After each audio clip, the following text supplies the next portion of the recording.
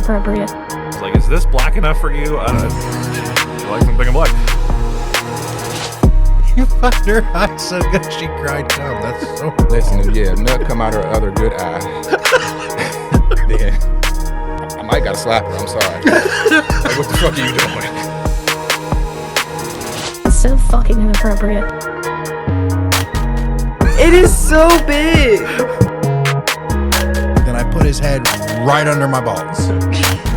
He's gonna jump. I'm gonna flip him up to where his dick is right here in my face. So fucking inappropriate. So fucking inappropriate. So fucking inappropriate. All right, everybody, and welcome to a weird part of the internet you really probably haven't realized you found yet. That's right. Here's a disclaimer right up front. We say naughty things. You have found the Inappropriates podcast. It's the only podcast that's going to cover those top 10 lists that you didn't know you really needed and do the Mary Fuck skill for people you probably didn't know we wanted to do any of that too. Right now, here's your host, Matt and Nate. All right. Welcome back to another episode, season 2 of the Inappropriates. First things first, before we get to the guest, we've got to do that best thing of the episode. And I'm going to try to do it without stuttering and messing up and having to do 12 takes. Little do you know, that happened last time. And I ended up just doing a different sponsor. So we're going to try to get it out this time. Today's episode is brought to you by Organic Valley's new canned milk made with Caitlyn Jenner's breast milk. Take it away, Matthew. Are you fucking kidding me right now? Oh my God. All right, folks. Today's sponsor is brought to you by Organic Valley's canned breast milk, brought to you by the only finest tranny in the world, the only one that was a better woman than all the other women because she won Woman of the Year. All right, so we're talking about none other than Caitlyn Jenner's. If you've ever wanted the driest, most powdery bullshit you've ever seen in a can, come on down and grab you a can of Organic Valley's 100%, not sure if it's even real, breast milk from Caitlyn Jenner. Dude, this is fucking, what is wrong with you? I don't even get this anymore. All right. We need better sponsors, dude. I'm just saying. Like, that's right. Have you ever wondered what a Snickers powdered up and in a can was like? Don't wonder anymore. Come on down and grab you a can of that Organic freaking Valley freaking Caitlyn, whatever. Get onto the show. You forgot about I have the promo nothing. code. I don't even have a promo code. The promo code is, it used to be a promo code and now it's a coupon. Okay, that's what it is. There's not even a there ain't even a Groupon for this dumb shit. Yeah, no, fuck it. I got nothing. I don't even. All right. The ad video is going to be fun for this one. All right. So before we introduce the guest, as we did with the last one, if you listened, new thing for season 2. If you would like to display the 4 pictures, Matthew, to our guest, we'll have him do that first. In fat, white, Savannah white fashion. We'll have this one. It's looks like the door I knock on where I buy weed. That's a back door. We have this one. I can't see it. You got to show me too. This so is the Eiffel Tower, where they milk Caitlyn Jenner's organic milk. That would be a glory hole. That is indeed. And then we have Golden Gate Bridging. And if you need me to explain Golden Gate Bridging, I can. So out of those 4, which one intrigues you the most? Again, if you need me to explain any of them, I can. I think you probably know what 3 of them are. Glory hole. Glory hole is your pick? All right, what number is Glory hole? Glory hole is number 4. All right, so you wrote numbers on the back of those 4 index cards. Number 4 is the one that you will be reading. So turn that over and read that, please. What is your most shameful porn search? How did we get that 2 times in a row? Oh, no.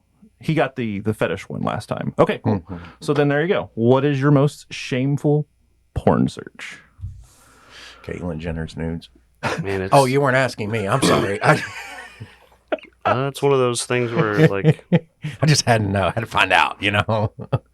I kind of get on now and just sort of search porn stars. I don't really search like a category anymore. But I mean, I've always been into breasts, so probably midgets with large breasts. I don't know. Midgets with large breasts. Okay, all right. Of all time, though, even like younger years, you would say that. Can't Midgets think of- with large lactating breast, maybe. I don't know. I don't know. When I was younger, I probably like looked up like MILF because Okay. because of American Pie. So like who knows? All right. All Big right. rubber dicks for everybody. So that sensual voice you all hear right now, that may sound familiar to some if you know him. Like my mother probably recognizes the voice. My wife probably recognizes the voice. That Shout would out be to your mom. that'd be none other than my little brother. Some would say the best brother.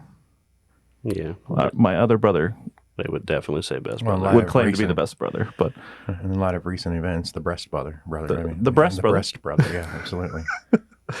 Mr. Kyle Webb. Go ahead and introduce yourself, Kyle. What do you want me to say? Hello, I'm Kyle. I'm his younger brother, not little brother. That's a weird thing because I'm taller.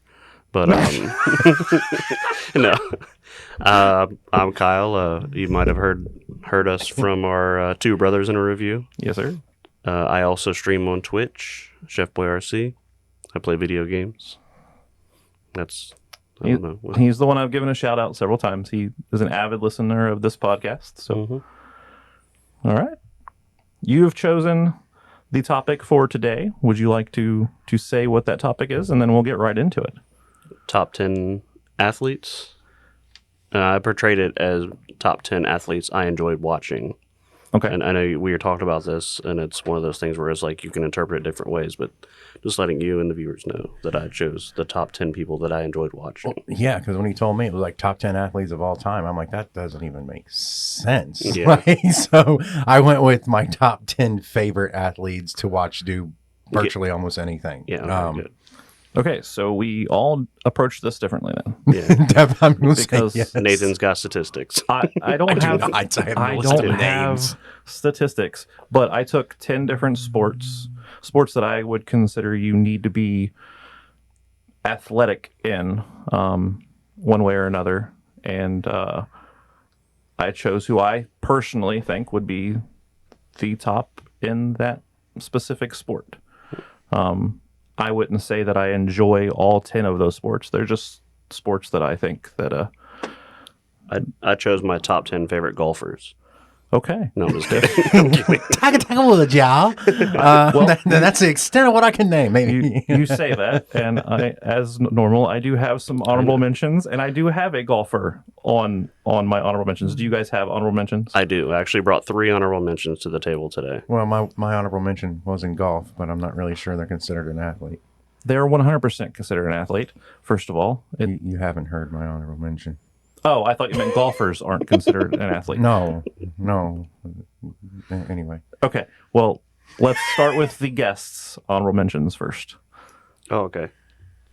I'm going to have to read it backwards because one of my honorable mentions, I'll get into it. Trust me. Okay. So, Jeff Hardy is one of mine. Okay. I do consider wrestlers athletes. I don't care what anybody else would Absolutely. say. I know you guys obviously would as well. But Nate, like Jeff Hardy was my favorite wrestler. Like I used to do the Swanton Bomb. In fact, Matthew, I don't know if he's ever told you, but I did German this was- suplex Nathan one time. I knew this was going to come out in this podcast. Oh yeah, 100%. Yeah, so Jeff Hardy, just because he's a high flyer, the Swanton Bomb was like one of my favorite things to do. I haven't paid attention in the recent years. I don't know anything now, but that's one of my honorable mentions. He's still doing it. Good. Yeah, I mean, him and Matt just had a match with the Dudleys for their retirement. Like their Really? last match was against the Hardy Boys one last time. The Dudley brothers? Or- Yeah, the Dudley Boys. That's yeah. crazy. And my other 2 are from Seattle. They're 2 different sports, but Jackson Smith Enigma, the Seattle Seahawks wide receiver. He's just he kind of mirrors one of my people on my actual list as far as the wide receiver. He kind of just the quarterback don't even have to be good. Just throw the ball in his direction, he catches it. Okay. I did put down some things. So in 2024, he had 100 career receptions for 1,130 yards and 6 touchdowns. And so far this season, he's had 58 receiving yards and 58 receptions with 948 yards and 4 touchdowns, and that's only this year so far. Okay. What did you say his name was? Jackson Smith Enigma.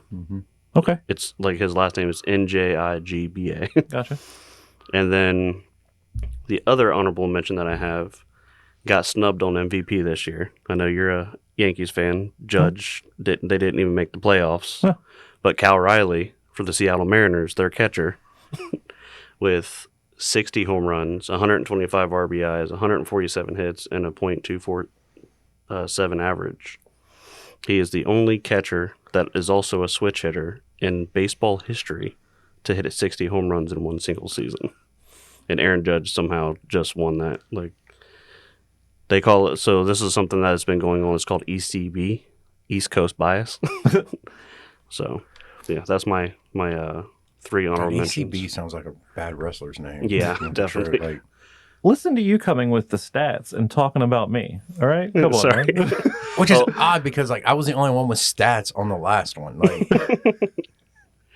and on this one, I was just hoping to get all the names and shit down before the day. You know, I mean, like, Well, you said you have one honorable mention, and you're not even sure that he's an athlete. Is that what you said? oh, I know he's probably not going to be considered an athlete, Okay. but it is in the golf world. If you say Happy Gilmore, we're done. All right, go ahead and put your honorable mentions out there. Happy Gilmore is a valid honorable mention.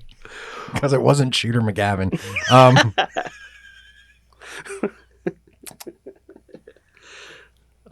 Oh, that really was. Yeah, no, it was Happy Gilmore. I hate you. Okay. Okay. Athletes I really enjoy watching. I really enjoy watching Happy Gilmore. I don't know what to tell you. So I've got 5. I'll run through them quick. I don't have Jesus. stats or anything. Stop it. I don't have stats or anything. I'll run through them quick. I'm sorry. But before we It's get just before we get into the list, I don't have any. Okay, I have one wrestler, but he's an Olympic wrestler. He's not on here because of professional wrestler. Kurt Angle. I do consider spoiler. Stop. I do consider professional wrestlers athletes. You can't. I don't think you can convince anybody that they could go out there and do that without being athletic because there's just no way. Right. I do consider them athletes. I obviously love professional wrestling, but in a list like this, I couldn't put them on here. It's to me, sports are competitive. Professional wrestling is predetermined. I'll argue to the death that they're athletic and they're athletes. Well, depending on what sport you're talking about, I mean, They'll never compete in the Olympics. Therefore, that's not a sport. It's entertainment. I'm not on the sports entertainment train.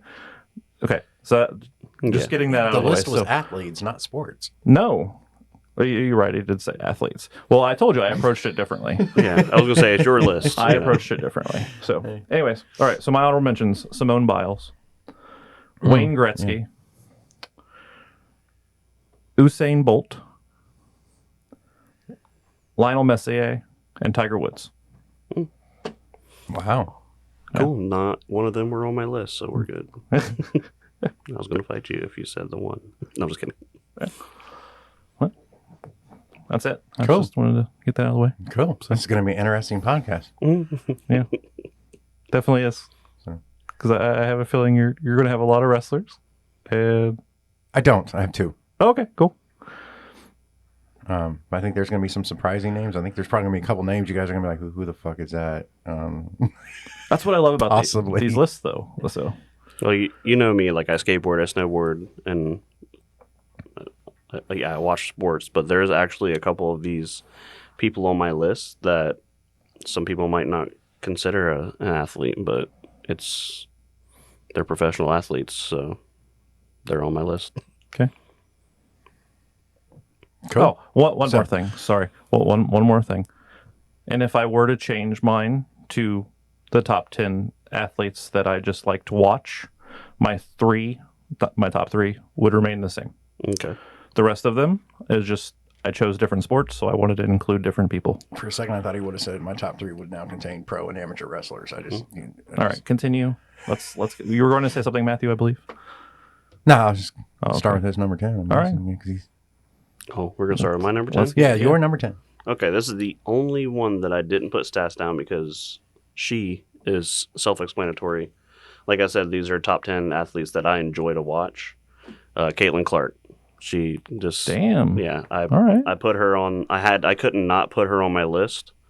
I like the current beef that's going on between her and Angel Reese, but I think Caitlin Clark is kind of a one-off. Like, there's not going to be anyone else like her. Page backers, but go on. Yeah, but I just enjoy watching the Caitlin Clark era right now. So Respect. All right. Mhm. I love this already. Did not expect that to be on your list. Number 22 guard for the Indiana Fever. Oh yeah. Yeah, she has definitely got a spotlight right now, without a doubt. I mean, she's definitely, I would say, an incredible athlete all the way around. I mean, as far as that goes, I couldn't do it, so I'm going to say, yeah, incredible athlete. It's brought a lot of attention, a lot of well-deserved attention to women's basketball. Yes. Because women can ball. They've definitely progressed over the last decade, and they're really, really doing good right now, and the spotlight is well-deserved. So big ups to Caitlin, and big ups for you putting her on the list. Again, I'm more of a Paige Beckers person. Mm-hmm. But Hey, I mean, so my number 10 is a sport I really don't watch a lot of, but I do watch this player, kind of like the way I would follow basketball. I follow players more than I follow teams completely, mainly because I'm not as invested in that sport as either one of you are. But it is entertaining to watch, and I still work with Jay, so I have to be able to talk about it now. But anyway, that has nothing to do with my number 10, because my number 10, oddly enough, is Lionel Messi. The dude is, in my opinion, just as influential as Beckham was to the sport of soccer. Like, he has become the new, almost what I would call face of soccer. And dude is just phenomenal at what he pulls off on that field, and the way the whole sport is played, and how well and how much apart he has stood.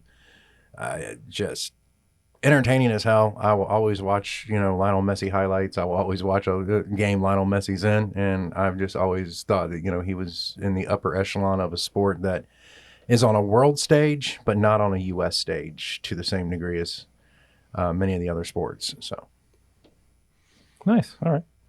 Honorable mention on my list. Number 10 on yours. All right. So, were you done? Yeah. I thought you started to say something. I just, My bad. Okay. Sure you're done? Okay. So when you gave us this list, I immediately got working on it, and I got it done like in the first few days. Mm-hmm. I had forgot. I do have stats. So here we go. All right. My number 10. Not something that I watch. I've seen it, but it's not something I normally watch. And that would be surfing. But when I do think of surfing, there is one name that comes to mind. Oh, God, is this Shark Bite Girl? No. He's a multi-time World Surf League champion. He's won 56 champion tour victories. He's a multi-time gold medalist at the X Games. Do you know who I'm talking about? Kelly Slater. Kelly Slater. My number 10 is Kelly Slater. We recently went to Orlando on vacation, and I forget what the name of the damn beach is now. But I guess it's where he learned to surf for something as his early days. Mm-hmm. We visited that beach, and I was like, oh, this is where Kelly Slater learned. So, Heck yeah. Cool. Yeah. You got a surfer on your list? No. Okay. I don't either. Now I feel bad because I don't have any women on my list either, and you're all like, "Oh, look how progressive we are." Fuck off. Kelly Slater's a guy. Yeah. No, I know, but Okay. You're like, "Oh, props for putting." Yeah. Well, I was like, I can't not put Caitlin Clark. This modern dude over here, just like not falling to this athlete patriarchy. Listen, the rest of my list has nothing to do with. Wait till you hear my number 9. I'm sitting over here with a fucking sausage fest 10 through 1, you know. And Wait till you hear my number 9. You're gonna feel terrible. So am I going to oh my God, number is 9 it now? Diddy? It is. Number The baby oil athlete. The slather, slithering, sleek sneaker. The BOA. Sorry. I had to. yes, number 9, Kyle. All right. So number 9 for me. This one is kind of Nathan inspired. Like it's somebody that he kind of introduced me to at a younger age. He just was fun to watch.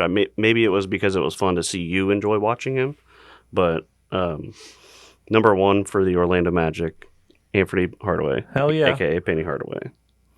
But yeah, when I was thinking of different athletes, I was like, man, why does Penny Hardaway keep popping up? And it was just like, it had to be watching Nathan enjoy because I didn't know what the hell I was watching. Wait, am I allowed to cuss? No, this is a children's podcast. All right. Fuck those kids. No, I'm just kidding. I'm kidding. Yes, you're allowed to cuss. You've listened to the I episodes. know, but I don't know. When the mic's in your face, you're kind of just like, We started off with pictures of glory holes. oh, yeah. We're allowed to cuss. You're not. Yeah. Okay, good. Okay? You better have some PG moments on this bitch. We got to put some shit on the internet. Yeah, for the listeners, they've know? got me handcuffed to a table. So. We told you we'd give you bread and water if you finish the episode. Anyway, it puts the lotion on its skin, or else it has to record again. I mean, anyway. Gosh. That's a soundbite. Yeah, I was gonna say that's a soundbite right there. But yeah, Penny Hardaway. Damn, put it on the skin. Shit. Where's my auto trader? Anyway, so all right, so number 9. Number 9 was is an Olympic athlete. Oh. Number 9 is one of the kindest type individuals I've seen in a interview, and he was very entertaining to watch and to see everything he's done kind of since then. It's just been kind of fun too. I'm referring to none other than the world's fastest man. That's Usain Bolt. Yeah, I know. Fuck 2 of my honorable mentions. Look at that. off. There's gonna be more. Yeah, I was gonna Anyway, because you all don't recognize fucking genius when you see it, apparently. No. But no, I mean, like, if you can be known as the world's fastest man, I mean, holy shit. To even hold something like that. And, you know, Usain Bolt's just, he's fast. I don't know what else to say. You know, I mean, but when I think about him accomplishing that, I think about how many years and what kind of training this dude had to go to get to that one point, you know, and what a lot of people forget about what's behind amazing athleticism is the discipline and the training that gets them there and keeps them there, whether it's basketball, surfing, whether it's, you know, X Games, whether it's pro wrestling, whether it's anything else. No one realizes that spotlight 60 minutes of a game, or their 3 minutes to shine with what they do being timed at like X Games or Olympics or however whatever the time limit is. No one understands the amount of hours behind them having that spotlight for the slight moment they have it. And that's really, I think, what dictates athleticism in general is the discipline and everything behind it. And when you think about some guy like, you know, and there's people out there to be like, yeah, it's just running. Fuck, you run the way he runs. You run as long as he's ran. I wouldn't make it 4 blocks into his morning walk, much less his run. You know what I'm saying? So, yeah. You know, like I said, yeah, I crack on the WNBA around Jay and stuff all the time. But I mean, let's be freaking honest. I could play an absolute solid like 15 seconds of their game. You know what I'm saying? You know, so there has to be a level of respect for anybody who plays on any professional stage. Just what it took to get there, much less maintain staying there. Yeah. So, but yeah, Usain Bolt, world's fastest man. So we are the inappropriates. I got to make this inappropriate. He's the fastest man running. Does that also translate and mean that he's the fastest man fucking. Dude gets 8,472 repetitions per minute. That woman's orgasm 19 times in the first minute. I don't know if you run the way he does. He probably just he lays down and lets the lady ride, kind of thing. You know what I mean? Like he's burning enough calories for the day. Fuck it, I need a break. Come on. You climb on top. God damn, you're slow. Yeah, This is gonna take forever. Hang on. Yeah, I didn't say. You see, you were trying to be like the fastest dude in that aspect, and I was just like, yeah, no, I took it to a whole different scenario because I'm not gonna do my man like I'm gonna do my boy like that. I'm not gonna be like, yeah, no. No, there's a champion on the track and a champion in the bedroom. That's what it is. It's Well, you ruined a good segue because you said climb on top. My next one is a para-Olympian. They wouldn't be doing much climbing. Okay. Actually, this one would What, they have no arms, because she's or- just blind. But I was just making a bad fucking joke. God. All right. So, para-Olympian Trisha Zorn. you gotta tell me she's not in archery. She is a blind. Yes, she's a blind American Paralympic swimmer. She's won 55 medals and was inducted in the Paralympic Hall of Fame in 2012. Now, That's awesome. I will be honest. No fucking clue who this person was. But when I was looking up athletes, because I felt that I needed to do my due diligence in this, she's one that kept popping up. And I was like, who is this? And I was like, holy fuck. 55 medals and she's blind and she's a swimmer. Swimming is fucking hard to do. yeah. I was gonna say you. Doing it blind? I don't know if anyone actually realizes, but those swimming pools have 4 concrete effing walls in them, and she's blind. Like if she misses reaching out for that wall, The only thing that would make this more impressive is if this bitch had no arms. He only calls you a bitch because he doesn't know you individually. don't do that. Don't do that. My number 9 is Trisha Zorn. Nice. Well deserved, in my opinion. I mean that is some incredible spatial awareness on someone's part, man. Yeah. Because like, I mean, Couldn't see it coming. I get I get Paralympics, and those people are athletes just like anyone else, Exactly. honestly.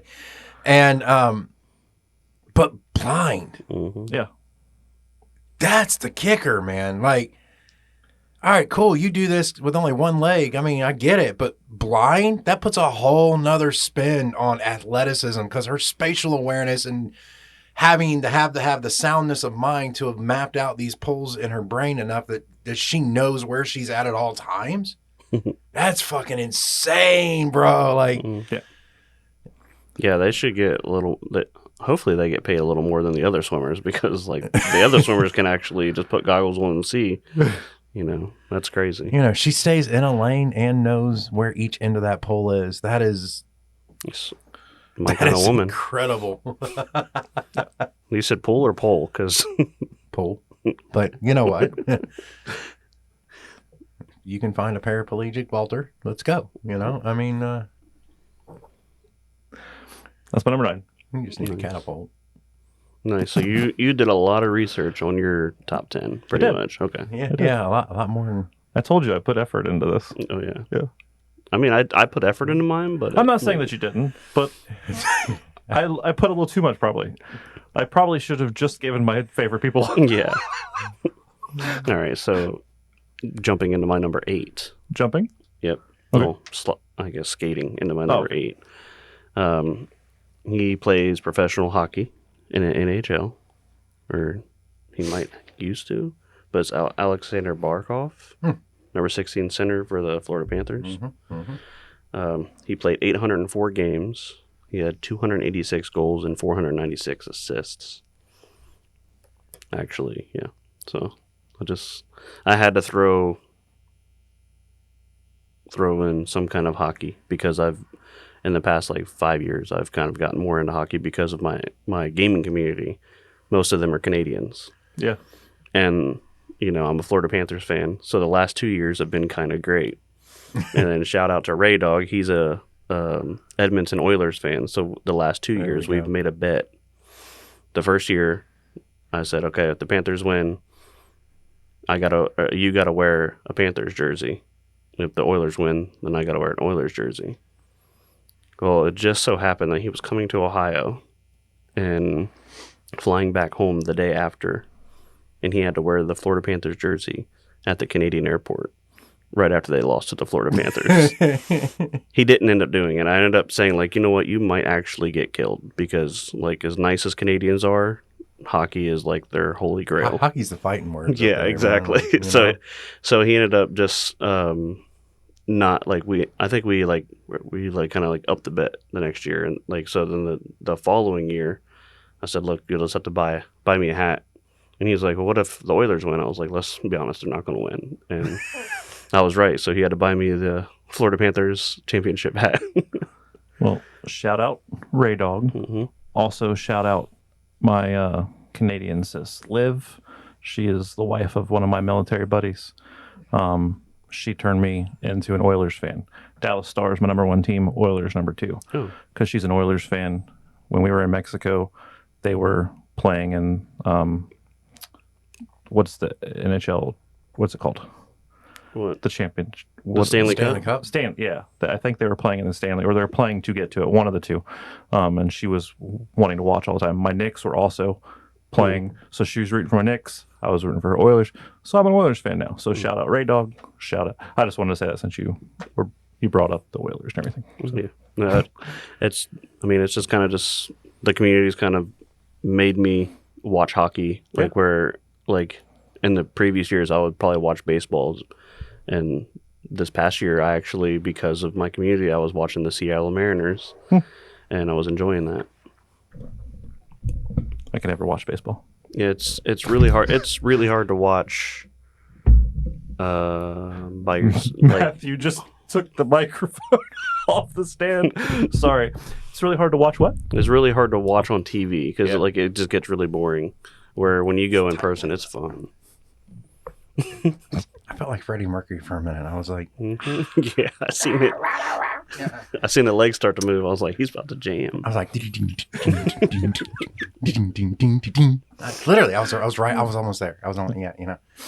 I almost broke out into a mama. What was the name of Alexander Barkov? Alexander Barkov, and he's a Panther, right? Yes. Okay.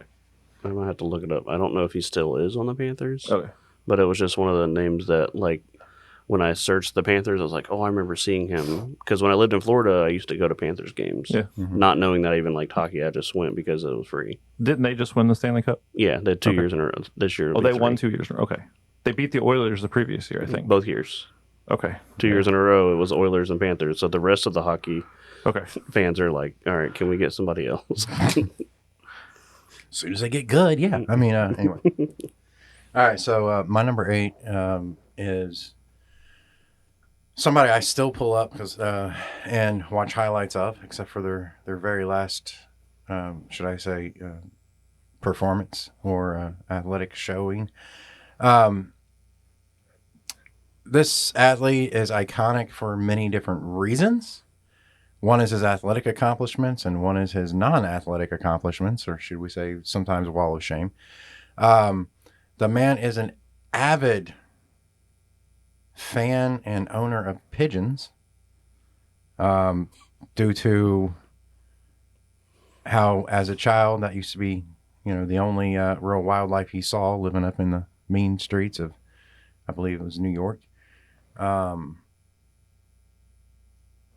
Very young age, he learned he was highly athletic and became, at the time, the youngest world heavyweight champion of the world in his sport. And I am talking about none other, because you're thinking someone different, than Iron Mike Tyson. I did not know about the pigeon thing. Yeah, apparently, like he buys pigeons and stuff, and he actually, the birds are like a big thing for him. I saw it on a documentary. I was like, you gotta be kidding me. But yeah, like he's very, he's got a whole freaking coop of them in his backyard and shit. And like, dude is just like super into his pigeons and absolutely just loves taking care of them. It's kind of cool. So, But yeah, Iron Mike Tyson, man. Mike I mean, Tyson. what can you Okay. say? Dude was a boxer, absolute freaking legend. And funny actor. Yeah. I enjoyed him. Do-do-do-do. Favorite part of that movie. Yeah. All right. My number 8 is another swimmer. This one's not blind, however. It's not a Paralympian, just a 28-time gold medalist. Sorry, 23-time gold medalist. He's won 28 medals total. He holds the most. Sorry, he holds the most Olympic records, and that is none other than Michael Phelps. Yeah. Did he get to keep his medals? That Did I you don't look into know. that? I don't know. Was that over the whole He won them thing? originally. Yeah, I was gonna say he smoked some bud. Is that really performance enhancing though? I feel that's de-hancing, isn't it? It was just you're an Olympian. Like I don't know. I think it's dumb. Like Because if that would have been the X Games, no one would have gave a fuck. I mean, we all know there's probably all stoners in there anyway. Skateboarding is actually in the Olympics now, and one of my buddies was on the Olympics, and I know for a fact he smokes the Mary Jane. So I mean, because if they enforced it really hardcore, you'd have a lot of them like, I got to do it sober? yeah, Yeah, nah, dude, I got buzz when I'm riding that board. You know what I'm saying? you see what I'm jumping down? I don't want to be sober. Like, No. you want me to be sober and drop into a 48-foot vert? Are you kidding me? Like, I'm good. Yeah. All right. Well, this is the point where we will break it up and do a Mary Fuck Kill. And you told me you have a few of your own. I just have one that I made. Like, Okay. It's 3 names. Do you want to do but- that one now? Yeah, we can. All right. I don't remember. I only know where one of them is. I just kind of looked up like top 10 hottest athletes kind of thing. Okay. But and then I put one in there for myself because she's a baddie. Alicia Schmidt. It's ALICASCHMIDT. My phone is currently in use for the Insta 360 cam. So someone look that up for me, please. And we'll have a moment of silence while we do so. We are looking up Alicia Schmidt right now. My Google's fucking up. She's a runner. That's what it was.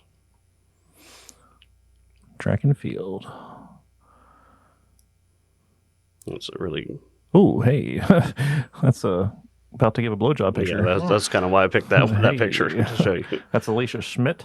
Yeah, it is. Alicia Schmidt, Sophie Cunningham. I know who that is. That's why I picked my her girl, all because and then He probably still needs to look her up, maybe. I don't know. Okay. I don't know if I'm gonna butcher the name. It's Kaiser Gonzadrik.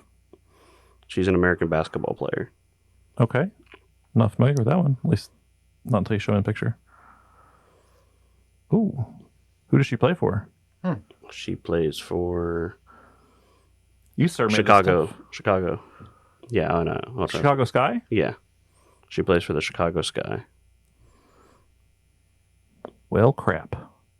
Oh yeah. You want me to take this one first, or you got it? Oh, I'm good. You have it? Okay, then go ahead, because I got the thing for a second. All right, so the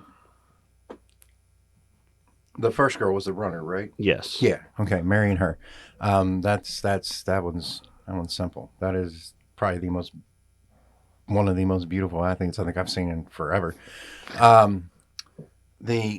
I'm definitely fucking the Kaiser chick. Like I'm totally down on that, which means the Sophie Cunningham is just because not that she's not amazing, but at the same point in time, like she is not the best looking of those three whatsoever. So You're looking at the wrong pictures. I'm going to be shallow as fuck on this one. So I'm that runner was definitely a beautiful woman, and out of the two basketball players, Kaiser all day, all day. You're looking at the wrong pictures. Of Or should I Sophie. say all night? I'm not looking at the wrong pictures. Trust me, you are. Follow her on Instagram. Well, crap. Do you have yours already? Yeah. Let me hear yours then. Oh my god, he's still thinking. All right. This is tough. So I'm going to marry Kaiser Gundrezik Yeah. because my dating history. Yeah. I like the chocolate. Yeah. I'm going to fuck Alicia Schmidt and kill Sophie Cunningham. Just Man. so like They I just ruined his last 4 wet dreams. I'm just saying. I will do as Nathan would say, fuck Sophie Cunningham to death. Yeah. But Okay. for me, Kaiser she's just gorgeous, and They all three are. and Alicia. Oh, yeah, they're all 3 beautiful women without a So- doubt. I'm not going to say they're not. All right. Well, I am taking a different approach.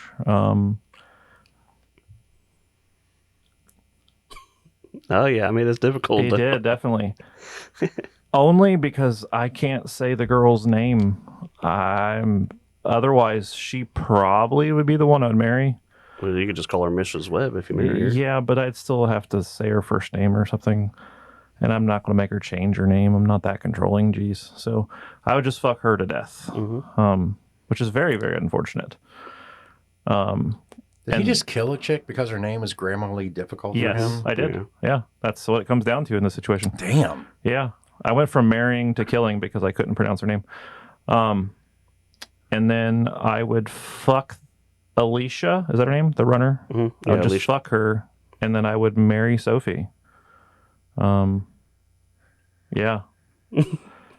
If I could pronounce the other girl's name, I would marry her. I would fuck Sophie, and I'd kill the runner. That's why you just use pet names for him. Like, hey, baby. Hey, darling. Hey, I good looking. can't Yo, stand- Bob. You know, I can't I mean, stand that shit. I would say call her Kai, but it would be weird for you to call her Kai. I would a little bit. Yeah. Because I'm Kyle, and his son is Kyler. So Yeah. have you seen the gay ass cards this dude's pulled? I mean, Oh, it may not be that big of a deal. Like, I thought about doing 3 guys as well, and I was like, you know what, you got the cards for that. You've thought about doing 3 guys? Oh yeah, haven't you? man, $20 is $20, no matter what alley you make it in. I'm just saying, like, Hypothetically. I mean, I've been to Five Guys several times, so I mean, technically, I'm push that great burger. But I mean, All right. What is your number 7? me and Jay had Five Guys this week. Anyway, Hey yo. Jay's gonna hear this and be like, "Yo, dude." Who are you shitting? Jay doesn't listen to this. He just says he does. Yeah, maybe. All right, so getting into my number 7. This is someone they are a professional athlete. You might not consider them an athlete, but once you do their sport for as long as they do throughout the day, you realize that it actually is pretty intensive. But he is a professional bowler. I actually have 2 bowlers on my list because I bowl. But Yeah. his name is Kyle Troop. I started watching him because his name was Kyle, and then he's like a white guy with an afro, and whenever he like gets a strike, he pulls a pick out of his pocket and like picks it. He's just really entertaining to watch. He's like the younger version of Pete Weber, and Pete Weber is like if you guys know anything about bowlers, have you ever heard about Pete Weber? No. So he during like the professional matches when they're televised, everybody has to be quiet while the bowler is going up. And Pete Weber was like on his approach, and somebody made a noise, and he got the strike, and he was like, "Who do you think you are? I am." Or like he was like a lunatic. Like his energy was fun to watch. But Kyle Troop, he has 12 career professional PBA titles and 2 majors, and I was just like, yeah, I can't not have him on my like. I enjoy watching him. Like that was one of the things that Jay Hunt and I want to do is go and watch a professional bowling match. Yeah. And hopefully him and another person on my list are there. It's just, yeah. Okay. Oh, yeah. But yeah, they bowl like 45 games in one day. So like, I don't know if you've bowled more than 5 games, but after you get like to like 6 or 7 games, you're kind of like, okay, my arm, my leg, I'm done. Before you go on, I have a question. Because you just said, I don't know if you would consider him an athlete. I consider an athlete bowling. Do you consider bowling athletic?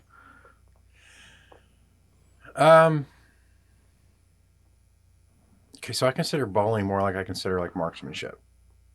So things like competition shooting or archery or something like that. Like you're firing something in the same. So I don't really rate that on a scale of athleticism as I do as on a scale of skill. Okay. To whereas, yes, it is athletic because there is repetitions. These guys are throwing 12, 14 pound freaking bowling balls, down a 50-foot lane. In the same aspect that an archer still has to do the repetitions of pulling back a bow. But in sports like, archery or marksman shooting or even bowling, it's more of being highly in tune with your body and being able to read everything correctly and being able to precision focus in the control of what you're releasing. So, yeah, I'd say they're athletes, but not on the same scale that anyone would define an athlete. Yeah. Because there's a whole nother mental and repetitional discipline that not every sport carries. Does that make sense? Okay. So why I asked that is because I left someone off my list because I was like, ugh. Race car driving. Are they athletes? No. In my opinion. I mean, they're professional. Okay. Hold on. Let me preface it this way. Have you ever seen an overweight race car driver? I mean, have you ever seen an overweight crackhead? I've only... That's not... You're talking about like NASCAR? NASCAR... Because like you don't really see the driver, Like, yeah, you do. Like if you watch... I mean, like on winter stands and Yeah. I mean... Yeah, but I mean... You don't see fat ones, but I mean, there's definitely... I mean, it's like... There's conditioning involved in being a race car driver. That they have to put themselves through a lot of shit. So that's why I'm like... It's a very dangerous... Are they... Well, yeah, it's dangerous, but... Do they call it a sport? It is. It is called a sport, and it's something that's featured on like ESPN, Sports Network, and that kind of stuff. So, would those be people that we could consider athletes? I debated that with myself, and I ultimately left that person off of this list. Yeah. So I was just curious what y'all's take was on that. Well, so like I said, my list is the top 10 people I enjoy watching. Right. I don't know. But just for that question specifically. I mean, if I had to make up a list of highly skilled sports, I mean, there's an argument to be made for NASCAR to be on that. But do you consider them athletes? That's more the question. Would you consider? I would have to put them in the same realm as like bowling or anything else. Like it's more of a skill base, but okay. I mean, there would have to be subcategories to everything in that realm. I mean, okay, all right. I think that takes a highly tuned sense of skill and knowing what you're doing to drive NASCAR. I mean, everybody, jokes that, hey, yeah, it's the redneck, sport, whatever it is. It's the beer Olympics, blah, blah, blah, blah.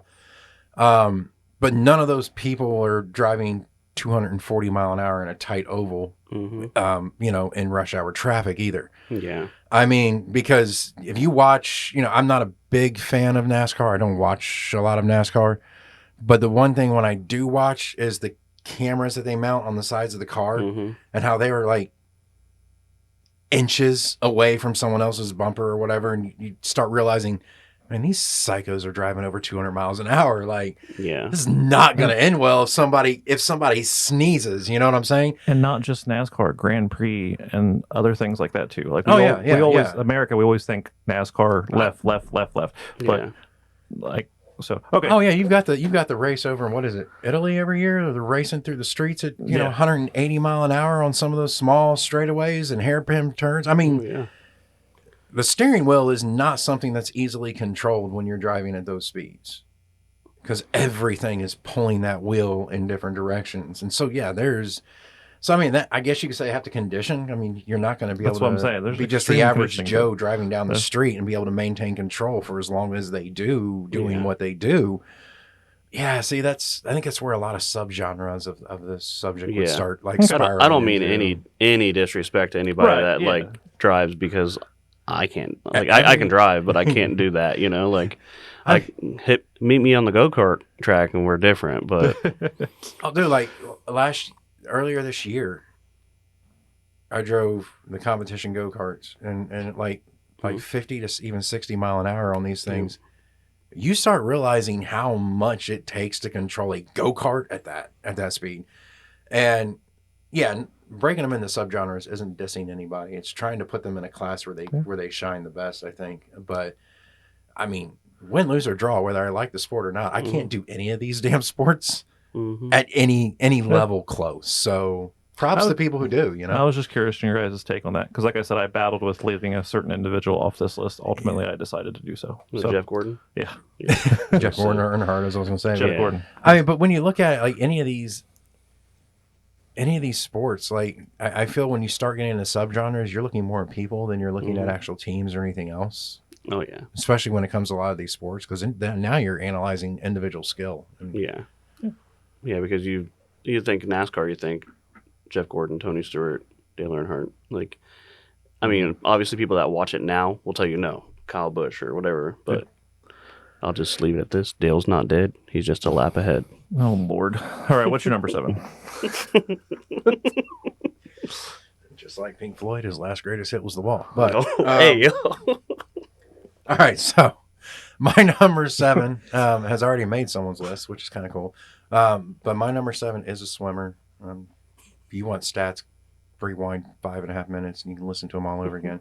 But 28 Michael medals, Phelps, 23 which were gold, holds multiple big gold medals. Sorry, what? But Michael Phelps was my number 7. All right, we're going to do it again. We're going to have a couple that match, so that's cool. yeah. Oh yeah, there's going to be a lot. There's going to be a lot of, I think, cross-roading here. My number 7 is a baseball player. As we've already stated, I am not a big baseball fan. I have a favorite baseball team. I watch them if they are in the World Series. Other than that, I never watch because baseball is boring as shit to me. Playing it is, that's fine. But he comes from my favorite baseball team. He is a multi-time MLB champion, holds multiple MLB records, inducted into the 2020 Baseball Hall of Fame, and that is none other than Derek Jeter. Oh, okay. Who'd you think I was going to say? Aaron Judge. I was gonna put the headphones up and get out of here. It's funny because I'm a Cincinnati Reds fan, and like I should not get angry, but like the Seattle Mariners hold a special place in my heart because of somebody else on my list. And when we get to that person, I'll talk about it more. But Cal Riley should have got VIP, MVP. With the VIP parking. Yeah. Oh, they called it, like, if you look up Cal Riley, the first thing you'll see is they call him the dumper because he's got a fat ass. And I swear when they are announcing games, they literally say the dumper got a grand slam and stuff like that. And it's hilarious. Wow. But baseball the past couple of years has been a little more interesting to watch because they have a pitch counter. So, like, like before you could sit there and they'd be on the mound taking forever. Well, they've got like 10 seconds to throw their pitch. If they don't, it's a ball. And the second time it happens, the runner, it doesn't do four balls. If the second time that the pitcher isn't ready, doesn't throw his pitch in like 10 seconds, the runner gets to go on base. So it's like you get penalized for taking too long. So like they've definitely, next year is going to be interesting. We could talk a little more baseball once we get to some more baseball players. Okay. All right. That brings us to your number 6 then, right? Yep. All right. My number 6 is very controversial for a lot of people. I was at the game when he pretty much ended Antonio Brown's career. He's number 55 linebacker. He doesn't play for the Bengals anymore, but he did. Vontaze Burfict. Mm-hmm. His stats aren't really that great, but as a Bengals fan, I had to put him in because for me, he kind of represents old school football, like run, hit, do your job kind of thing. But the stats that I had, he only had 79 games, 622 combined tackles, 407 solo tackles, and 8.5 sacks in those 79 games. But yeah. Sorry, my ring hit the table. What constitutes a half sack? Somebody else sacked him with you. Yeah. Yeah, two. So one double team. Yeah, yep. Two guys. Team up like a pair of fisticuffs. That's what they did. Yeah. Yeah. Anyway. But I was at the game where he hit Antonio Brown and pretty much gave him the ending of his. I mean, he continued to play, but I mean, if anybody knows anything about sports, Antonio Brown kind of lost his shit in the recent years. So I think they said he has CTE, and it might be because of Vontaze Burfict. Oh. Well, spoiler alert for you, not for any of the other listeners, because at this point, they've already heard it. But the last podcast that we did, which unfortunately there were some audio issues, but hopefully it turns out all right, or bearable anyways. The owner, correct? Mm-hmm. Of Bricky's Comedy Club was on, and he is a Browns fan. Sorry. He chose the topic top 10 victories for Browns since 1999. We put a spin on it. I did the top 10 Ravens victories. He did the top 10 Bengals victories. So, you being a Bengals fan, I just wanted to bring that up since you were. Well, thanks for spoiling it, because I was going to listen to it when it came out. Well, you can still listen to it. I didn't give anything away. Absolutely not. Okay. I'm just kidding. I'm kidding. I'll still listen to it. But yeah, Vontaze Burfict was like one of my picks. I actually, it's funny because I had Jackson Smith as my honorable mention, but I think I've only got one other football player on my list. So I chose two different ones from each sport that I was interested in. Gotcha. Matthew? All right. So for me, I'm going up north to our maple leaf loving neighbors up there. Wrestling or hockey? Which one is it? Hey. Both. Hey. We're getting there. Okay. So this guy is heralded as one of the greatest players of all time in his sport. This guy is super loved by my favorite film producer, friend Kevin Smith. In fact, the jersey I have by Kevin Smith was inspired by this player's jersey. So, all in all, I'm talking about none other than somebody who was reduced to a fucking honorable mention. The great Wayne Gretzky, okay? Wayne kind of helped redefine and push hockey to whole new levels, getting it to where it needed to be in a time where hockey still was so very unfollowed and unknown to a degree. It was all niche sports back then, not for Canada, but definitely for the U.S.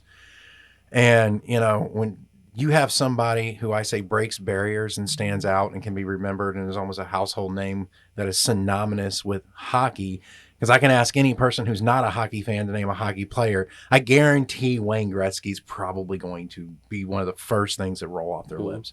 And when you get to that level of athleticism and fame to where you are known for the sport you played, even by people who have no idea what the sport entails, that's a whole nother level of achievement, in my opinion. Yeah. That would be a level of achievement beyond multiple championships in your field. When you are recognized and known by people who really have no idea what you do, that puts you on a whole nother plateau of what I would call famous, So, but yeah, Wayne Gretzky, man, really, I don't have a stat sheet in front of me, but it would just, the list of accomplishments deserves its own Google search by anyone hearing it, in my opinion. Agreed. That's why he was my honorable mention. And in my defense, it was either Wayne Gretzky or Trisha Zorn, and I ultimately thought that Trisha Zorn deserved to be on the list. Of course you did.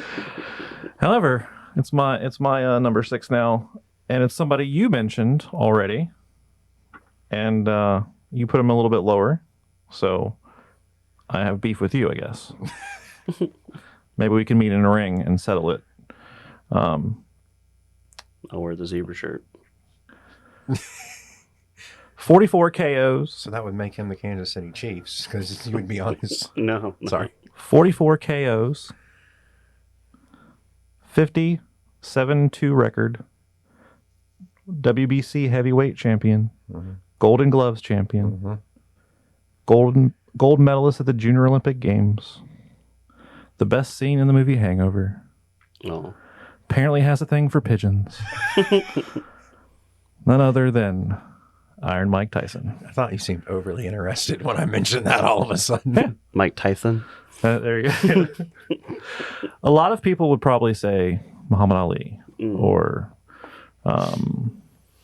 maybe even George Foreman, Vander Holyfield. Those people, Mike, this would go to your play of people that you enjoyed.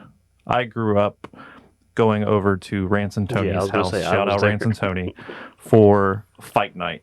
Right. That was a big fucking thing. They got the pay-per-view. We went over there for Mike Tyson fights. That's what I grew up on.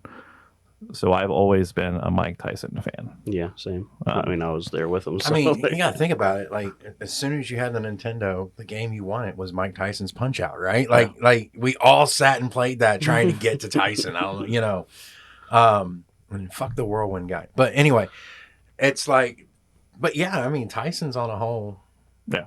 And how young he was when he was winning is mind blowing, man. Like just mind blowing. That's another example where a lot of money and a lot of fame for a kid that young that doesn't know what to do with it is a dangerous thing. But man, Mike Tyson, he's entertaining to watch. Definitely highlights and everything. I love watching anything he does now, like interviews and shit. I will. Like, you can just tell Tyson's in a different era of his life. He's starting to actually value, I think, peace and everything. I mean, but the dude is legitimately I just want to go hang out with Mike, you know? I mean, I just think it'd be cool to hang out with Mike Tyson for a day, right? Like, I mean, think about all the stories. You could talk about his professional career in boxing. You could talk about his time in the WWE. You could talk about his movies. I mean, there's so much. Dude has lived a lot of life. Yeah. And he's done a lot of different things, and he's touched a lot of different areas, right? I mean, you could even talk to him and ask him how much he got paid to tank the fight against. To lose to Jake Paul, right? Because, because none of those training. Yeah, dude, you don't train like that and gas in the ring without knowing you're taking a fall. Yeah, you don't train. Yeah, you can't convince me that Tyson was just not feeling well but wanted to go through with the fight, right? I don't know how you feel about the Nate, but I wasted my time to watch it and was disappointed. I went to my brother's house. We had like a bunch of people over. It was like, dude. I'm sorry, the two girls that boxed. Oh, that was amazing. Dude, yeah, that was worth the whole freaking the blood, block the blood of time. everywhere. Everything but the Tyson fight was okay. Like one of the like the first or second match they had, it sucked. They just basically walked in a circle and kind of did this. What's up? You gonna hit me? What's up? I don't know, man. I don't want to hurt my hands today. I mean, just you remember that? It was just, oh my god. We all just turned around and started talking and bullshit, and they were like, the next fight, oh fucking cool, it's back, you know. But yeah, what a hell of a fucking bullshit. Yeah, you look like you're ready to say like no, I was just listening. Yeah. No, Mike Tyson definitely just old. Like no. Oh no, I was really hoping that he was going to knock that motherfucker out. Yeah, and I'll have to say the most surprising, shocking moment of the night was the fact I had to see Tyson's ass. Oh yeah. Like, whoa! I was not prepared. Like my kid was here and everything. God damn it. So anyway. Mike Tyson is a household name for everybody again. You know, he was for us, and now the kids go like, "Hey, I saw his ass. I saw Tyson's ass." You know, wearing some weird sumo get up. I don't think we're talking about Hangover enough. I'm just no. It was a very good Phil Collins. All right. Number 5, as you would say, we're halfway up to the dragon lair. There you go. Okay. This is my other professional bowler that is on my list. I don't. So I'm a two-handed bowler. I don't bowl with one hand. So just both of my bowlers are two-handed bowlers. His name. Let's see. He's a professional bowler. Hold on. What does that mean? He Like runs you- up and Granny shots it. Yeah, so I one-handed thought you meant you go bowlers. this way or this way. I can, Oh, but okay. um, But you actually bowl like this? no, I use my left hand to kind of support it and throw it. Oh, For the listeners, I have a messed up thumb, so I can't put my thumb in the thumb hole. well, yeah. So I have always just kind of put my 2 fingers in the hole and use my left hand to kind of. But don't all bowlers do that? Nope. Really? Most bowlers will hold the ball like this, and their other hand is nowhere in sight, kind of thing. Really? Yeah. I've And always thought that all bowlers like do that. they start their Oh, form. Yeah, okay. I mean they'll do the lineup, but then a lot of times you'll see them drop away, and that's when they just do the one. Gotcha. He's talking about they will stabilize, hold it, and then when they go up, they're all Gotcha. the way Okay. through. Yeah. Like, Now I follow. Okay. Sorry. Yeah, but yeah, he is the reason that 2-handed bowling is actually allowed in the professional bowling league. He's from Australia. I believe I might have just butchered that, but his name is Jason Belmonte. He has 32 career titles and 15 majors, which, I mean, that's a lot of winning. He's the most winningest bowler in bowling. Sounds so lame saying it out loud, but it's the most winningest role. and he was actually, when I was talking about Pete Weber, he was the one that was bowling against Pete Weber, and He's the one that said something out loud or made the sound or whatever. yeah, he was putting his bottle down, and the bottle made, that water Yeah. bottles make that little, like, it was just the dumbest noise, but Oh, he didn't do it intentionally.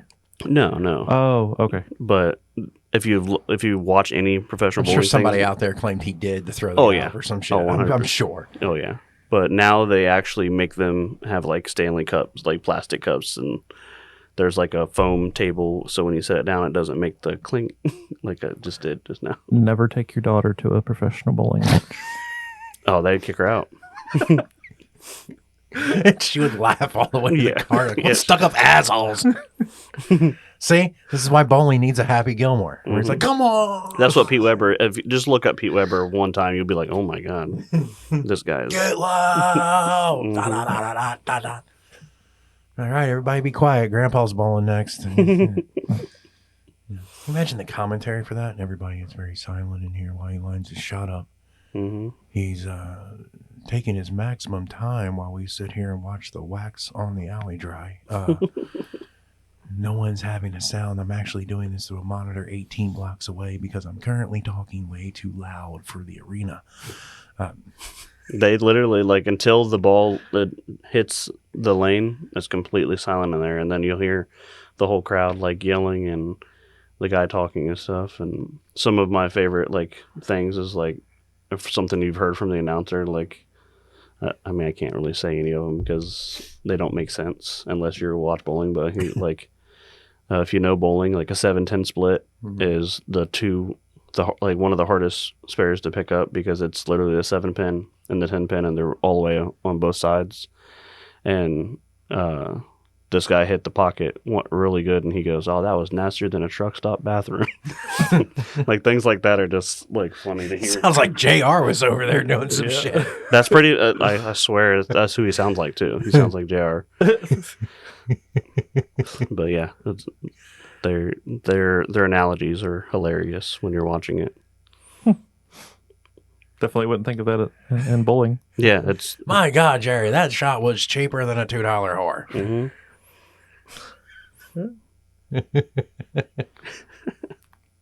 It's you gotta just like so I want to do voiceover for bowling. do it. You know, he comes back and talks to his coach off the pin setup. You know, just Get us some bowling clips. Maybe we'll do that one day. We'll come in here and do some voiceover Oh. for bowling. That, I got you. just do announcing for whatever's on the screen. All right, what's your number 5, Matthew? He's pausing. Looks like he's deep in thought. Wondering maybe he could turn his oven off before he showed up to today's competition. He may win some money today, but lose a house. Anyway, all right. So my number 5 is somebody that also was. What do we got? I couldn't hear you for a second. I don't know if that was. Some people would call that a blessing, but you know. Yeah, this is like my mic. Maybe it's my headset's cutting out.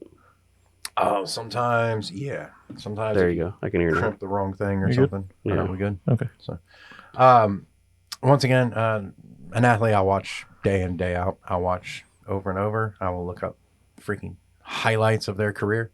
And by highlights, sometimes they were quite high. So, and I'm talking about the first professional wrestler on my list. One half of Team Extreme, known as the Enigma, done more drugs than fucking Keith Richards, Jeff Hardy. Nice. Sorry. Sorry he was just my honorable mention. But... You both just don't recognize greatness. No, I do. Trust me. I mean, you know, it's kind of like you said, dude. Jeff Hardy pushed envelopes that they didn't know could be pushed when they first broke onto that string. Him and Matt, honestly. But Jeff was always known for, it didn't matter how high, where it was at, or what it was doing. That motherfucker will swanton bomb you from 50 feet in the air if he thinks he can land it right and pull it off. And it's just fucking insane.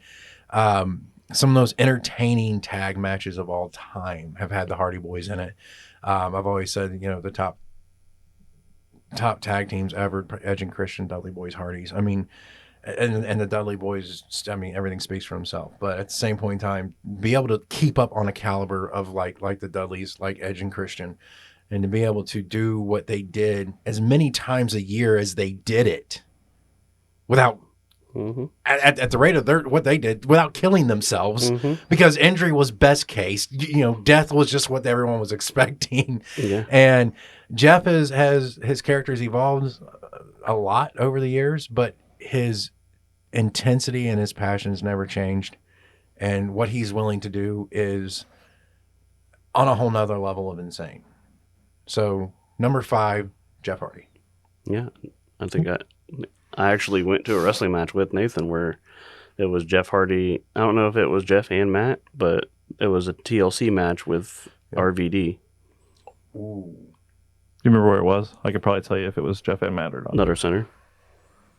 Okay, I can't tell you if it was Jeff and Matt. Was it just RVD? Nobody else? Yeah. Okay, it was probably just Jeff then. It was probably... But I feel like Matt came out. Matt and Lita both came out, and like, I don't know, because I remember like I would like At that point, they were probably ringside. yeah, Doubt. yeah. I It could have mean, that could have very well been it was, but what it was. But I just remember thinking like oh my god, I got to see Lita because you know, God knows how old I was, but like we went and it was fun. It was cool. Yeah. Well, Jeff is not on my list, as I've already said. I don't have wrestlers on my list. Well, one. We'll get there.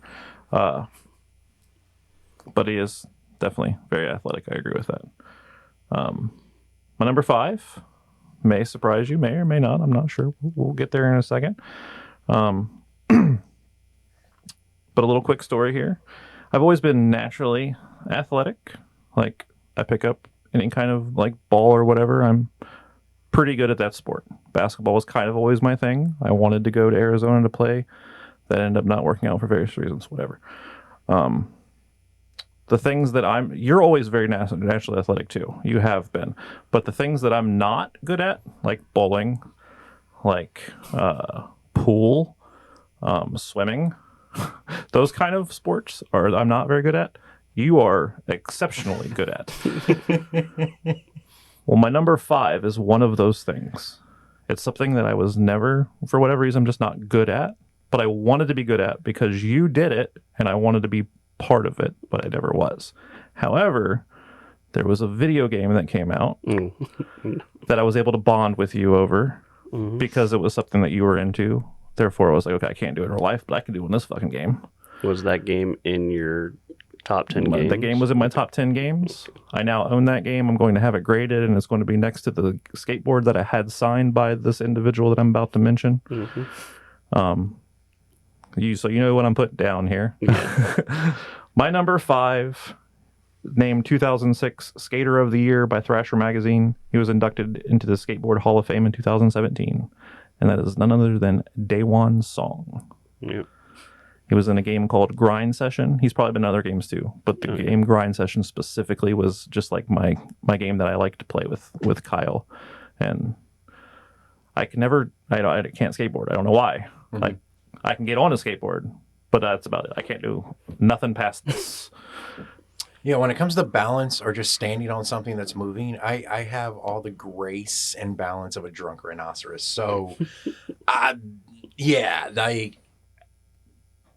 I was the kid who wanted to skateboard, and all the other kids were really cool at it. And then my skateboard wheel would hit a pebble, and I would eat dirt type shit, because that's just, I don't. Yeah, that was the See, when I was So young, when he was too young, bikes were the thing. So I had my BMX bike. I was out on the streets BMXing all over the city, and I was good at that shit.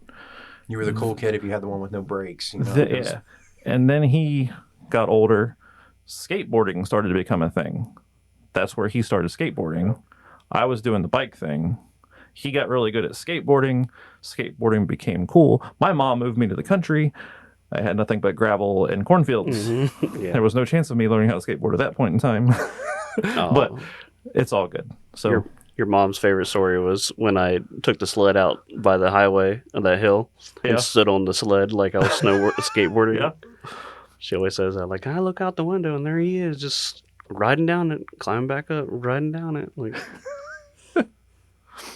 yeah, number 5, day one song. Again, people probably would go Tony Hawk or name some other like more famous skateboarders. Well, Ryan Sheckler, Bam Margera, people would probably say that. Like, yeah, day one song is actually, he is, a lot of people will say, like, kind of like the godfather of certain things in skateboarding. Like, it's actually a respectable choice. Like, Jordan will probably be like, let's go. Yeah. Like, so. He just holds a special place in my heart because of the story that I just gave. Mm-hmm. So he's always going to be my number 1 skateboarder.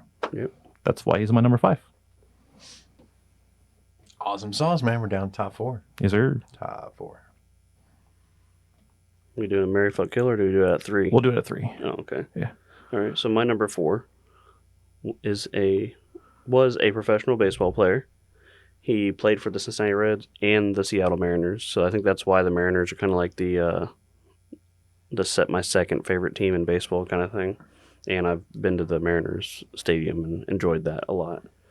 But he had a .248 batting average, 630 home runs, 1,836 RBIs. He hit a grand slam on Father's Day while his dad, who was also a professional baseball player, was in attendance. That is none other than King Griffey Jr. He was just very fun to watch. I got to see him in person a few times. I believe he also, King Griffey Jr. and King Griffey Sr. played at one point in the same. They both hit home runs back to back. I might be wrong. Don't quote me on that. But I'm like, I don't know. Just King Griffey Jr. just had some swagger to him. If you ever watched him play, like, he just couldn't leave Jr. out on my list. So I knew he was going to be on there. You definitely, I'm sure you know who my number 2 is, but not like you don't. I'm sure you expect this person to be on my list. Let's put it that way. Okay. Cool.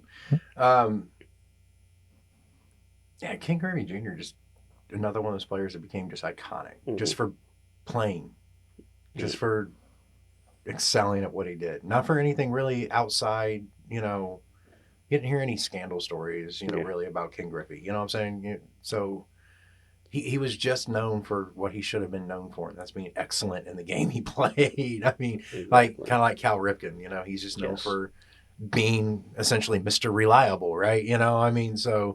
It's always good when you can be known for something like that, not having people go, yeah, he was a great athlete, but like I feel like with guys like that, there's no but that comes after that. It's just this guy was just great, and that's why we know him, not for anything else, So I think it's kind of sets you apart as an athlete when you can do something like that.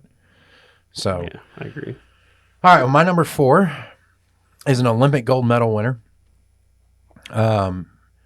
After his time in the Olympics, he went on to be excruciatingly successful in the entertainment industry, and I believe he definitely deserves a spot on the top half of my list. And I only say that because it's true. It's damn true. I'm talking about Kurt Angle. So, he's had a lot of controversy in his life, but the dude won gold medal with a broken neck. The dude knows what kind of drive it takes to thrive at the best in the world level. And win, lose or draw, he took what he did best and he turned it into a multi-million-dollar career. He became the best, and then he maintained his image by being able to pivot and do what he needed to do. And overall, anyone who says that Kurt Angle's not an athletic or not an athlete, I would just have a lot of issue with that, because he became the best in the world before he became the entertainment icon that he was. So Kurt Angle, man, I gotta give it up to him. Finished and got a gold medal with a broken neck. That puts you in a whole nother league of athlete, in my opinion. Agreed. So not quite there yet. Number 4 is a beautiful, beautiful woman. I think I get these two mixed up. One is pretty, one is not. They both do the same damn thing. So I might be confusing the two. Okay, I think I know exactly who this is. They play tennis. Okay. Oh, we're talking about our sister. Multi-time Australian, French, and U.S. Open champion, multi-time Wimbledon champion, Olympic gold medalist, Serena Williams. I think that's the pretty one, isn't it? It's the other one that's the pretty one? Beauty is in the Either eye way. of the beholder. This is the one that has all the champions in the show. Serena is the top tennis. Yeah. You say tennis, most people will say Serena Williams. And then you say the pretty tennis player, and they say the other one?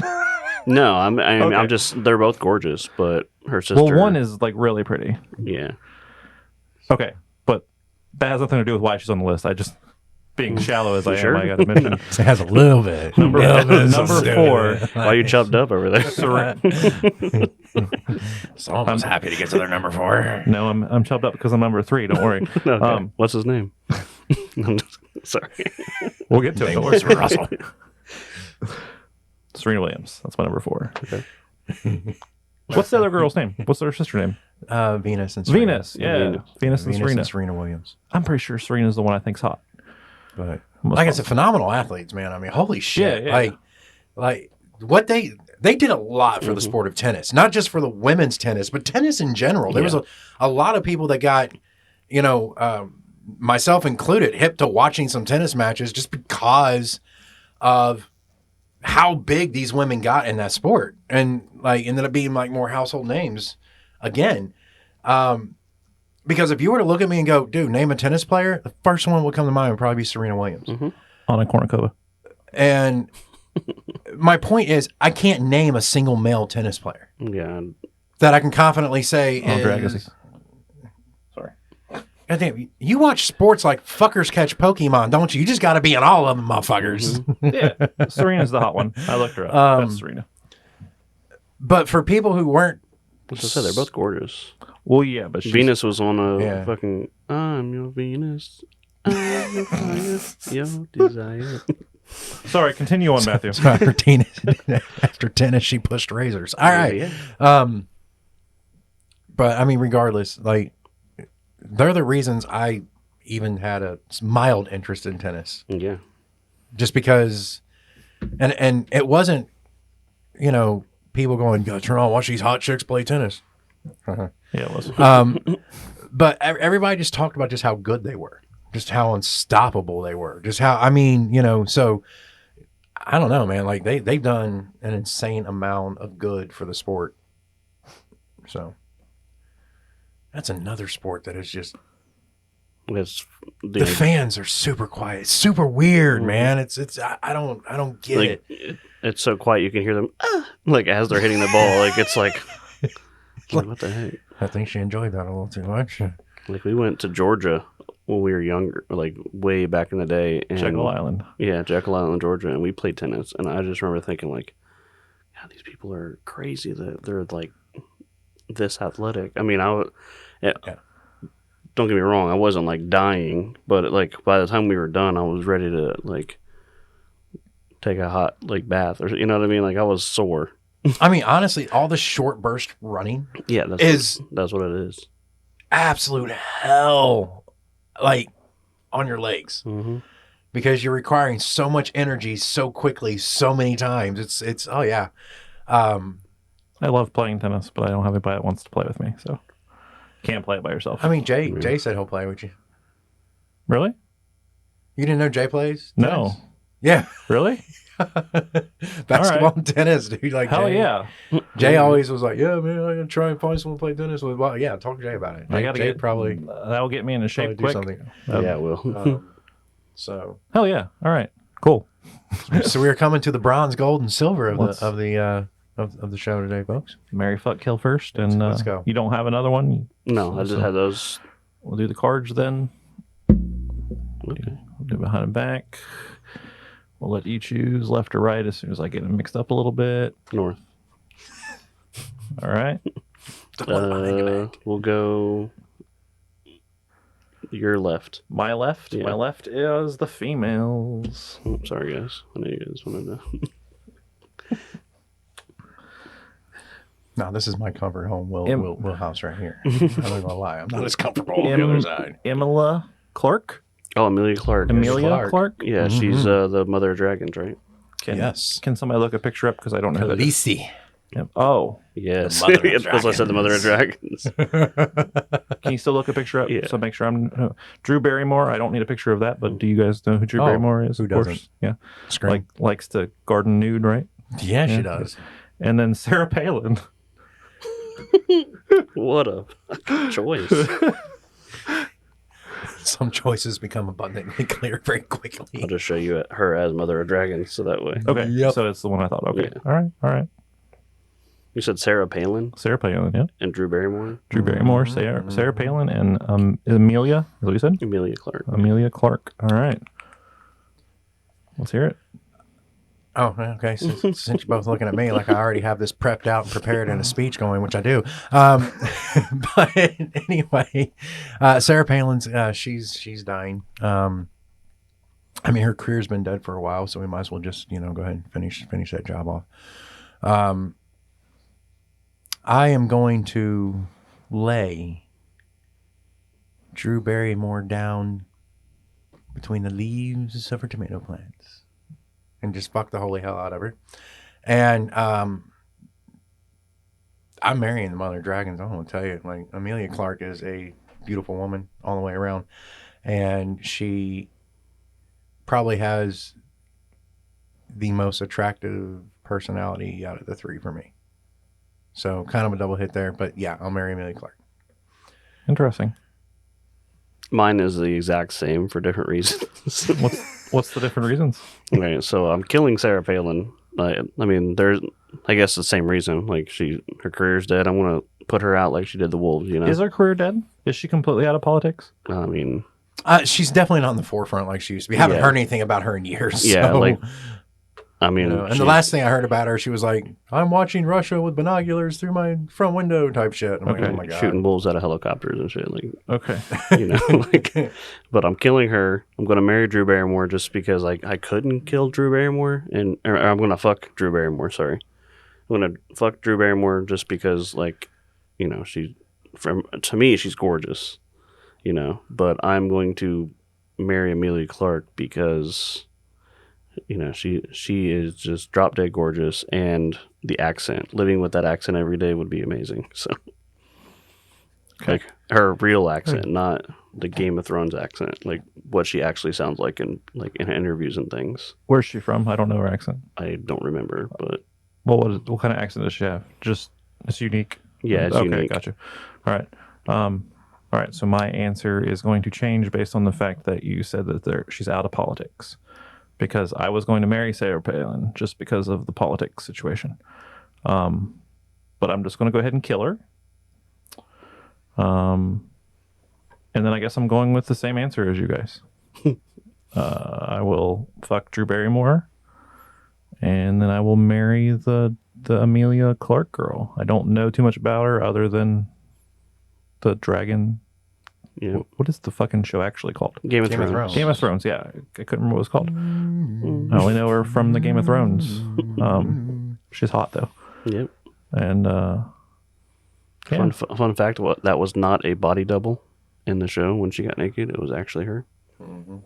let's hypothetically do this. Hypothetically, if Sarah Palin was still into politics, I would marry her so that I would be set political wise, because our country, is kind of right now. So I'd be set there, and maybe even go for like the first lady of the country kind of thing. Yeah, me be the first lady.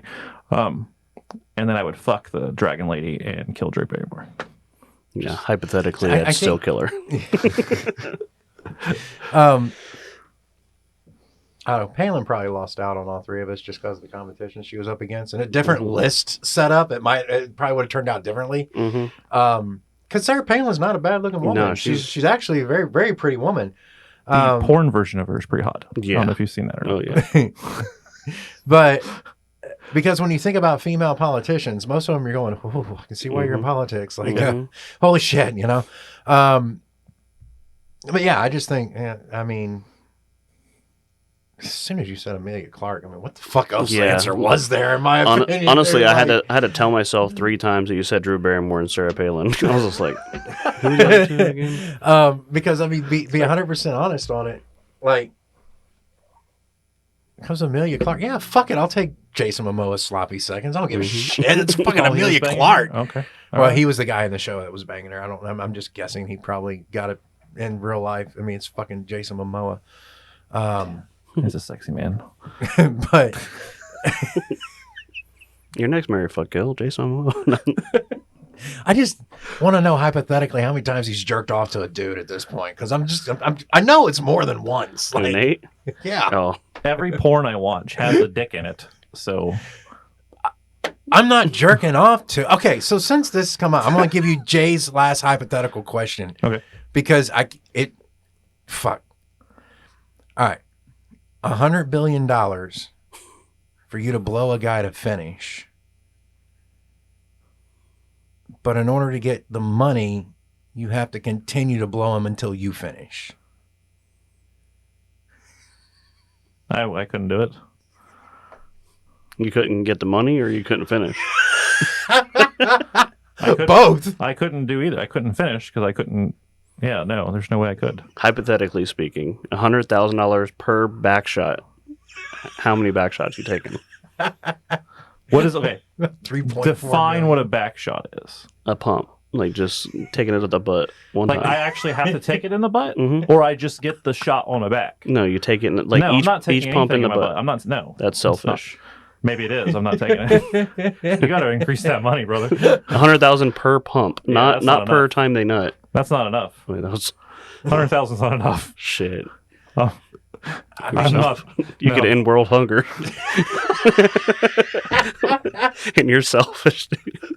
At like 100 pumps per minute. That's $1 million a minute. Yeah. That's not enough. When you're looking at compounding, at that point, you're just looking at how many guys, not how many pumps. How long? Like, my question would be, how long can you go? Because I'm trying to get rich quick. He's like, plop, plop. All right, that's good. That's half of that's. Sorry, anybody that would disagree, but I'm trying to, like, I don't want to drive for the rest of my life. Considering how long you hang in there, you might have trouble sitting in that car. Exactly. But with the money I'm making, it don't matter. All right, that was just, you said hypothetically and then asked that question, so I had to ask. Fair enough. Nope. Whole new segment. Things you can say about the last comment that you can't say to anyone else. True. Where are we at? Oh, 3. Yeah. Correct. You're number 3. Back to the all-time top 10 all-time athletes. The bronze medal goes to. Yep. For me, my number 3 is actually someone current in the NFL. As you know, I am a Bengals fan. No, it is not Joe Burrow. I do enjoy watching Joe Burrow play, but obviously this year haven't got to watch him.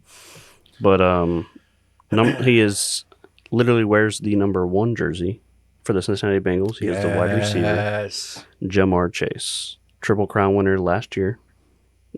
I got something against people not getting MVP when they deserve it, I guess, because he should have got MVP last year. I know they didn't make it to the Super Bowl, but in the same breath, Cal Riley didn't make it made it further into the playoffs than Aaron Judge. Aaron Judge got taken out. Actually, the Yankees, I know you're a Yankees fan, they got swept in the first round of the playoffs. Yep.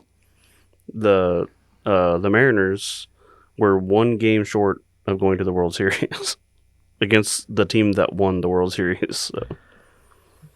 I think all those kinds of awards should be given before the playoffs begin, and then any of the like Super Bowl stuff should be given after that, obviously. But yeah, because they do season awards should be prior to just 4 seasons. Like, yeah, you know, but Cal Riley still had his record before the playoffs. Yeah. Like those were 60 home runs before the playoffs.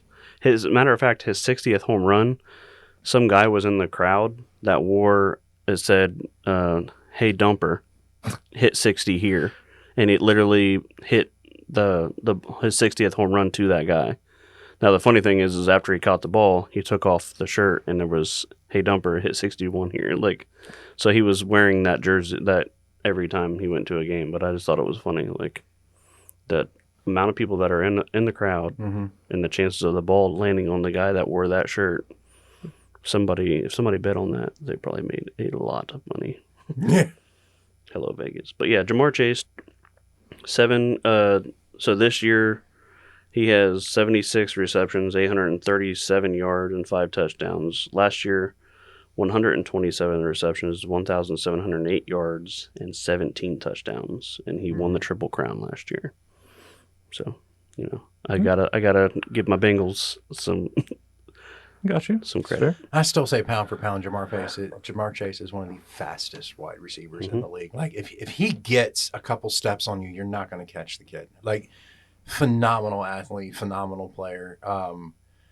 I would make the argument he's one of the best wide receivers in the NFL right now, without a doubt. I don't care who you put him up against. If it's a skill level, 1-on-1, what this kid can do is beyond phenomenal, in my opinion. I actually do want to say that I don't want to take anything away from T. Higgins. Like, oh no, T. Higgins is like, I don't know if you saw the catch. Chase does it enough. Yeah, Chase takes enough away from him. Yeah, I mean, not always. I'm kidding. Go on. Because I'm just saying, like when you watch T. Higgins, actually, when he's healthy and he's playing, it's almost a mirror image of Jamar Chase. And there's been many times that they've had to rely on T because they couldn't get the ball to Chase, and he's always solidly put the numbers up they needed him to put up. Mm-hmm. He's very well rounded. Yeah. Yeah. If y'all could get an offensive line and a defense, y'all would be good to go. Yeah. Oh yeah. If we could have the Cleveland Browns defense, put the 2 Ohio teams together, and we win Super Bowls. So, I haven't talked to you actually about this since he came to your team, and I need to now because you're talking about the Bengals. I asked our last guest, since he was a Browns fan, opinion that you had, not now, because he's already played a few games, but opinion when you found out that Joe Flacco had signed with your Cincinnati Bengals. What were your first thoughts? Be honest. Thank goodness. Okay. I mean, there's nothing against anybody in football. Like, if you are in the NFL, you are the best at what you do. Like, you're a professional athlete. Like, you know, you're the best from the best college teams. You know what I mean? Like, and Joe Flacco, he's an older guy. They call him Unc. You know, he's won the Unc Award a couple times, like when we beat the Pittsburgh Steelers. Ayo. But Joe Flacco, like with the Browns, with the Ravens, you know, like all the teams he's been on, he's stepped up when they needed him to help out and step up. Yep. Obviously not all the way, but you know, you can only put up so many points if the defense is not making. All we need is one stop. In the last 3 games that we've lost, one stop, we win those games. So, you know, it's not one more touchdown, we win those games because, you know, we were getting the touchdowns and getting the points. The defense was not making the stops. And now you guys have Logan Wilson over there in Dallas. So I'm not even following my Cowboys this season. I'll be perfectly honest. I've tapped out on them. Rest in peace, the guy who killed himself, though. Yeah, that's Nealon. sad. But the reason I asked you that is because I preached enough about it last podcast, but I got to quickly say it this time. I have friends that were Browns fans, and when they picked him up, they picked Flacco up. They were all, "Oh God, why are you picking this old fuck up?" Blah blah blah blah. And I told him, I'm like, "Yo, give him a chance, man. He's gonna do something for you." And what happened? I believe that season they made the playoffs, or they almost made the playoffs, and then next year they did. They won a lot of games with him. Same thing happened. I heard that Joe Flacco was going to the Bengals.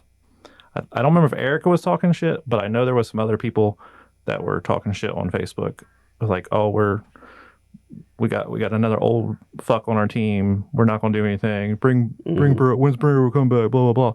I'm like, "Y'all, man, don't count Joey Flacco out. Come on, man." So all Joe Flacco needs is a new team every 3 months and a fucking different jersey. Because I'm telling you, nothing breaks him out than playing for a new team. I don't get it. He's good. Dude can struggle at the end of whatever team he's at.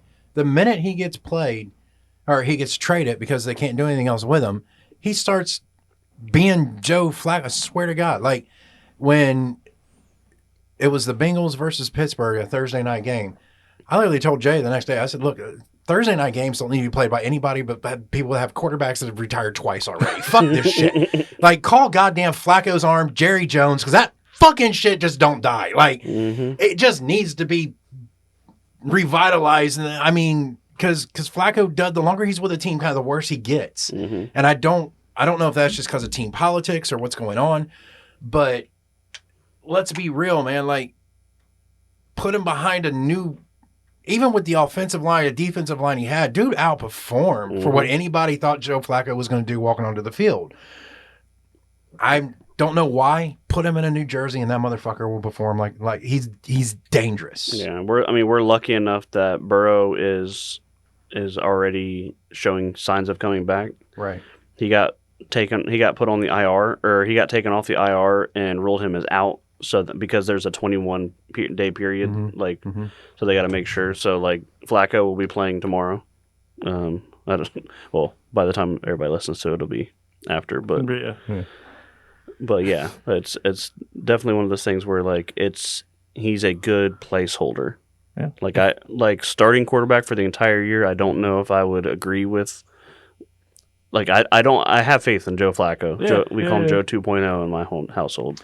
You know, he would be pretty solid if you've got to pull Burrow for a quarter for some reason. Yeah, like exactly. they have somebody they can substitute in that's not incompetent. Which Jake Browning was that guy last year, but this year it was just kind of like his girlfriend got famous because of him, and he just wasn't doing what he. Two different Brownings between last season and this season. Yes, two very different Brownings. Y'all just need a defense.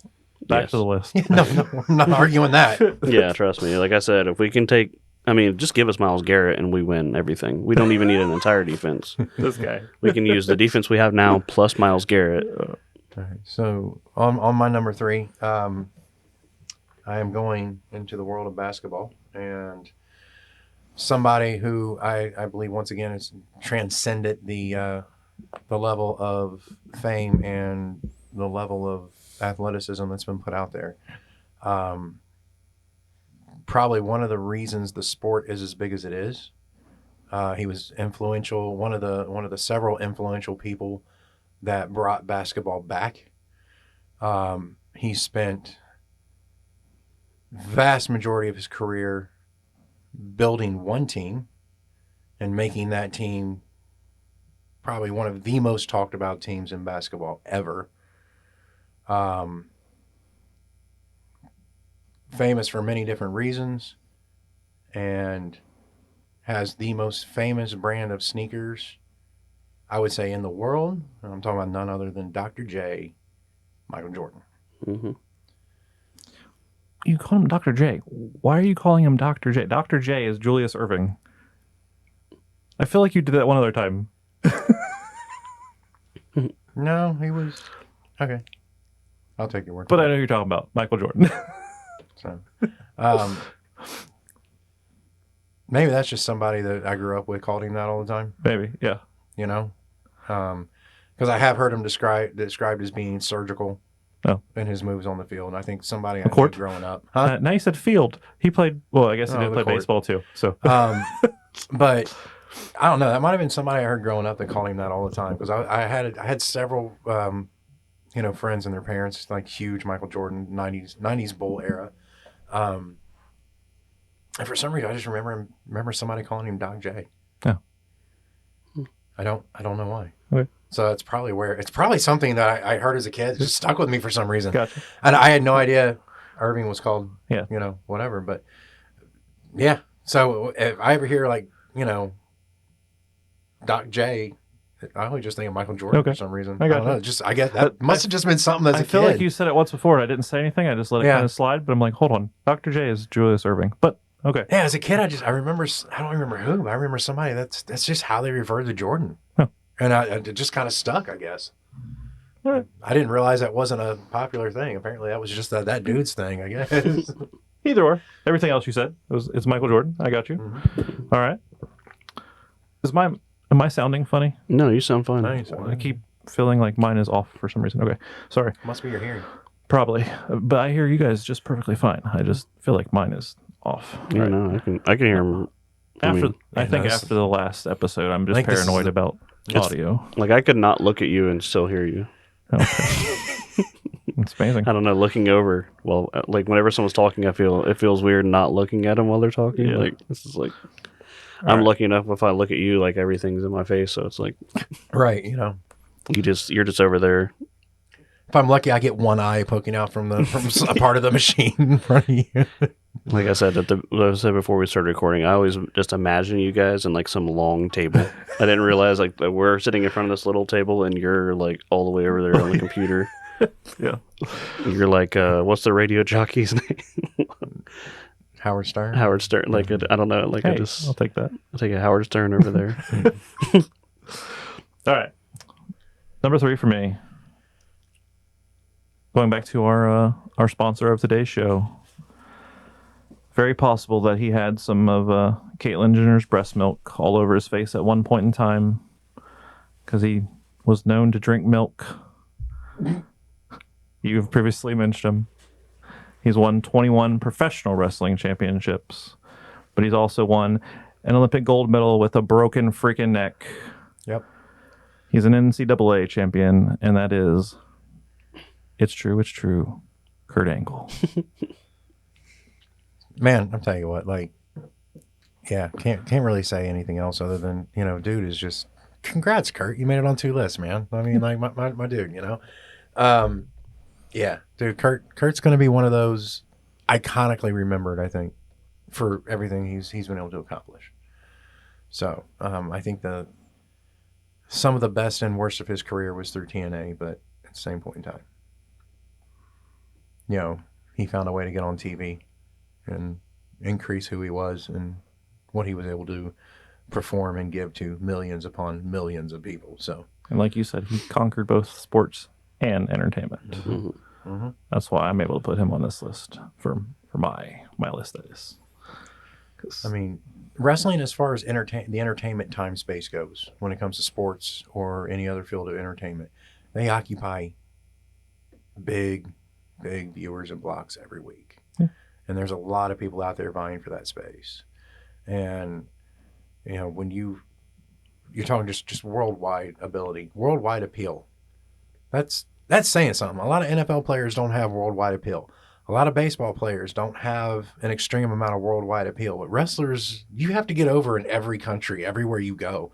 You have to be able to, know what you're walking into and how you're going to get over with these people, because that's different everywhere you go. That's 100% different.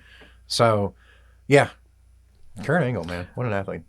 Little side story also. He is the reason that I shaved my head. I don't know if you knew that or not. When he first started in WWE, he didn't have a shaved head. Mm-hmm. But the Royal Rumble, you're familiar with the Royal Rumbles? Mm-hmm. I can't remember which Royal Rumble it was, but I had said if he wins or if he gets eliminated or something, I can't remember what the stipulation was, I would shave my head because he had, at that point, shaved his head. And whatever it was, he did. I followed through with it, and I've had my head shaved ever since. Obviously, I joined the military. That was contributor to it as well. But he is the reason I initially shaved my fucking head. It's so weird. Like, I've known you all my life, and I can't picture you with hair. I used to color it like Jeff Hardy. Oh yeah, I remember that. I had what I used to call the Mark McGrath haircut, from Sugar Ray, Mm-hmm. and then I would dye it different colors like Jeff Hardy. Yeah, that's right. I remember your Justin Timberlake phase. I guess you can call it curly, Justin. like the What up, ramen noodle hair. What up, Jessica Biel? Yeah, It wasn't ramen noodle. It was spiked. It was like Mark McGrath from Sugar Ray. It was not curly like Justin. It was spiked. I remember. Okay, so like I was just like trying to think back. I was like, oh yeah, I remember a little bit, but And then after that, it was ever since. Well, no, I did do a short stint recently with a mohawk. Yeah, I was gonna say I remember the mohawk. I grew a mohawk out for like a year, and then I was like, fuck this. Back to a shaved head again. It's too much to maintain. Yeah, ask our brother. Huh? Oh, Ask yeah. Corey. He was like a half inch away from the world record of tallest mohawks. Oh, jeez. Or Liberty Spike Mohawk, I think is what it was. But he was tired of dealing with it, so he shaved it. Oh. It's a lot to maintain. It really is. Yeah. This is not. Yeah. Like, other than shaving every week, it's annoying, but... I love the beanie, All right. Number 2. The Silver Award. Number 2. All right, so he has been mentioned on this podcast, but not by any of you today. Okay. He is my favorite basketball player of all time. There was a lot of like when I went through this list, I was thinking, man, like there's a lot of people I can put on this list, but like I said, I only chose 2 from each sport, and I chose Caitlin Clark as one, and this one, number 3. The male counterpart? What do you mean? You said you chose 2 from each sport, Oh yeah, so this would be the male. Okay. Yeah. yeah, but he's my number 2. He was always fun to watch. I went to a Miami Heat game. It was Miami Heat versus Indiana Pacers. We were lucky enough. We were damn near on the floor, and I am talking about their point guard, Miami Heat's point guard, Dwayne Wade. It's also gorgeous wife. But we went to this game, and he was going down the court with the ball, and I yelled like, "Shoot the 3!" And he like went down, passed it. They got it back to him. He shot the 3 and made it. And as he was running backwards, he looked over at me and like threw up like the Chuck Deuce, like he heard me. Mm-hmm. My wife was like, "Oh, you got a man crush." I was like, my favorite basketball player acknowledged that I wanted him to shoot a 3, did it, and then like, like I'm not. It's kind of a big deal. Yeah, like what the fuck, dude? I was shooting that 3 in spirit. Just sit down, shut up. But like a lot of people hate on LeBron James. When LeBron James came to Miami, it was because him and Dwayne Wade are really good friends. He took a pay cut to go to Miami, and it was just fun to watch the alley-oops and like their chemistry. Like I said, To be clear, though, Wade had already won a championship. yes, he had. before, Yeah, so- yeah. No, okay. I'm not, that's what I'm saying. I'm not taking anything away from Dwayne Wade from having LeBron, but it was just fun watching, like just watching the different people that have come and gone in Miami. Gotcha. And Dwayne Wade stood around. Now the statue they made in front of that was rough. I think even D Wade was like shit, but it is a D Wade statue, and the next time I go to Florida, I am going to go there and get a selfie with it. Yeah, of course. Yeah. So, I think we got a picture in front of the Miami Heat arena when we were there. I know Orlando. Did we end up going to the? Yeah, we did. Yeah. So Nice. but yeah, that's my number 2, D Wade. What podcast was it you were listening to that I brought up Gabrielle and you messaged me to say I have respect for you or something? Oh, I can't remember which one it was, but when it was a Marry Fuck Kill, I believe. Okay. And you said that you would marry her, and I was just like, I texted him like, "I'm proud of you." I could probably go back. Proud of and you look. for fictitiously marrying that hottie, she's- you know? She's on my top 10 hall passes too, so I didn't know if it was on that list or not. Yeah.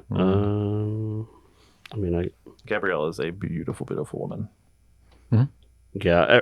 So while I'm listening to the podcast, I'll always like randomly have my phone text Nathan, like when I'm thinking of something. I said, "You had mentioned top 10 athletes of all time, but if you want to do, oh no, Disregard. That was weird. I don't know. I have to look and see because we talk about a lot of weird things. Like when I text you and said, "Hey, why don't you smile while you're driving?" Yeah, that wasn't even me. Okay. Number 2, Matthew. Just Sorry. slowly turn your head while smiling at the driver next to you, like, hey. Yeah, the guy looked just like Nathan, but he was just like, and I was like, dude, smile. I mean, to be fair, I do drive like that though too. So Yeah. You drive looking like Walter from Jeff Dunham. Like, Yes. I have resting asshole face all the time. get off my road! Don't step on the yellow line, you little fucker! Number 2, sir. No, okay. So number 2 comes from what I definitely consider a sport, and these gentlemen are massive athletes. Also, a sport that has not been chosen by either of you, and I highly doubt would ever be on your list, but what I consider a sport indeed. This man hails from England. This man has won the world's strongest man championship. This dude holds the world record for heaviest deadlift and has been inspiration to many. Promised his mother he'd win world's strongest man. She passed away. He won that title shortly after, and then he quit. He said he was going to win one, and then he had to move on to other things, and so he did. I'm talking about none other than Eddie Hall. Is that the... Well, obviously he's big, so that's not... I feel like I know who that is. He has the beast tattooed across both arms on Does the he do a inside of lot- the biceps. Who passed away? Who did you say passed away? His mom. His mom. Okay, so he's still alive. Yeah. No, Okay, does he Yeah. do a lot of like TikToks? And he does, and he does a lot of I know different who it videos. is then. Okay. Eddie Hall is just kind of one of those. He has a big personality. He does like comedic and- stuff then. Some of it, yes. I know who it and is. Okay. he definitely, definitely is a dude you just don't want to piss off. I mean, this guy is actually did a documentary on the training and just the caloric intake it takes to get ready for World's Strongest Man and what he has to go through. I mean, I'm telling you, man, when this dude has lift bars on cars and trucks because he doesn't have anything else really to train with, because you know you start maxing out weights after a point in time and you don't want to stand in a gym like that's just unreal. Like, this dude's out here like, yeah, I'm gonna go do 20 reps on this Hummer real quick, I'll be right back. I mean, and just watching these guys and what they do. I remember watching World's Strongest Man one year and they were pulling a fucking jumbo jet.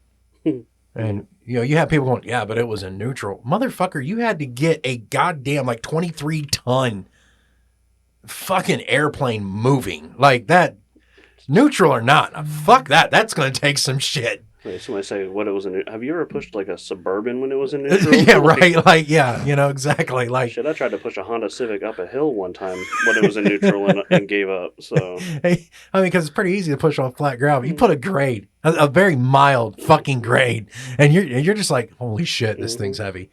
I mean, yeah, dude, it's just, I don't know, Eddie Hall. I just think that bodybuilders / strongest men, it just comes down to there's a whole nother degree of athleticism you got to have oh yeah, you gotta have to do that. To do that serious sport. training. Yeah. I like food too much to. I mean, then start doing that, dude. Have you ever watched what those dudes eat in a day? Yeah, well, that's what I'm saying. Like, Holy shit. And they don't give a fuck what it's made out of. It's just the fat content, the caloric content, the higher calories, the better. I mean, these dudes are consuming like 30,000 calories a day in training. I mean, put that in perspective. That's what 15 fucking people is supposed to eat in a day. You're supposed to take in about 2,000 calories a day. And these dudes are 15xing that son of just to train. Like, it's insane. So, Eddie Hall. Okay. Eddie Hall. And what's number 2 for you? Dwayne Wade. D Wade. Yeah. Eddie Hall. Okay. Both superstars in their own right Warriors. of their own sports. Number 2 for me. My newest dog is named after this individual. I'm not lying at all. That's where I got the name from. I was wearing this jersey when we went to the rescue event and found the dog. Therefore, it's where the dog got its name from. Dude, if he says Air Bud, I'm going to... Yeah, I was wearing an Air Bud jersey. Calm down. All right. this person has so many championships. He had to have them on both hands. Normally, you can only have one hand, but there's so many. He has both hands because the motherfucker wins so damn much. Damn. I don't have to say much more. You probably figure out, but I'm going to continue on. NCAA champion, multi-time NFL champion. He is the GOAT. There is no debate about it. You don't have to like it, but he is the GOAT. Would this player happen to be number 12? He is. Okay. But hold on. Before I say the name, cheap plug for my YouTube channel that I no longer do. He used to be on the New England Patriots, where he won most of his Super Bowls. He retired. Did he retire and then he came out of retirement, or did he just get traded to the Buccaneers? No, I think he retired and rolled out. Did he officially retire? Okay. Whichever it was, it doesn't matter. I did a video before he won the championship with the Buccaneers on YouTube. You can look at the date, okay? Claiming that there was no debate that he was the GOAT, but I said, watch. He is going to go to the Buccaneers, who weren't shit, and they were going to win the championship that year. Guess what fucking happened? They won the championship that year. You know why? Because Tom Brady is the fucking GOAT. Oh, yeah. He could come out of retirement right now, go to the Bengals. The Bengals will win the championship this year. That might be a stretch because they're kind of hurting. They might point- take the AFC. my point is- they would suddenly have a whole different offensive line in front of him. My point is, Can you imagine Mike Tomlin's speech if Tom Brady came out and played for the Bengals? Why would you trade him to an division rival? my point is, No, you would just hear him screaming and crying in a bathroom somewhere. Just, fuck! on a list of all-time athletes, I'm not leaving off number 2, Tom Brady. I'm not mad at you. Yeah. No, I mean, dude, I had a number 12 Patriots jersey. I still do. It's hanging in my closet somewhere. I have a number 12 Patriots jersey and a number 12 Buccaneers jersey. Yeah, I'm not a Patriots or Buccaneers fan by any means. For I'm a Brady fan. anyone that screamed for years that the only reason Brady was good is because he played with the Patriots, and the only reason he was good is because he had the Patriot front line. Brady was phenomenal because of that Patriot front line. Anybody with fucking Hightower in front of him would have been phenomenal because fucking Hightower's in front of you. But the fact that he basically almost retired and then remembered people saying that shit and then signed on with what team of all fucking teams? The goddamn Buccaneers. Nobody was going to the Buccaneers, right? And then won a Super Bowl and then brought his buddy into the fucking game. Because I almost feel like he didn't even talk to Gronk about coming down there until he proved everybody that I didn't need Gronk. I didn't need the front line. I didn't need the fucking Patriot money. God damn it. I'm just that good. And he did it. And he did it. He pulled that team together and he took them all the way to a Super Bowl and he slapped that red and gold fucking ring on and he laughed. And then he called up Gronk and went, "You want to have some fun?" Yeah, dude. Like, And now he owns the Raiders. Well, I think partial owner of the Raiders. I think he's partial something owner, with the Raiders. Yeah. So I mean, win, lose, or draw, no matter what people think about Brady, his athleticism, when you're great at a game, you're great at a game. And the dude was athletic. I mean, yes, was he protected? Absolutely he was. But if you're going to have a quarterback of that caliber, why wouldn't you fucking protect him? And I'm just talking about on a team standpoint. There was bad calls on all sides of the field. And yes, New England got away with a lot of bad shit here and there. They didn't get called on a lot of what I would call blatant calls here and there. But that doesn't take away from how good fucking Brady actually is. So, and you put him with arguably the greatest coach of all time. What the fuck are you going to expect? Yeah. See, that's where I say hold the presses. Greatest coach, he wasn't the greatest coach. Holy shit, that's loud.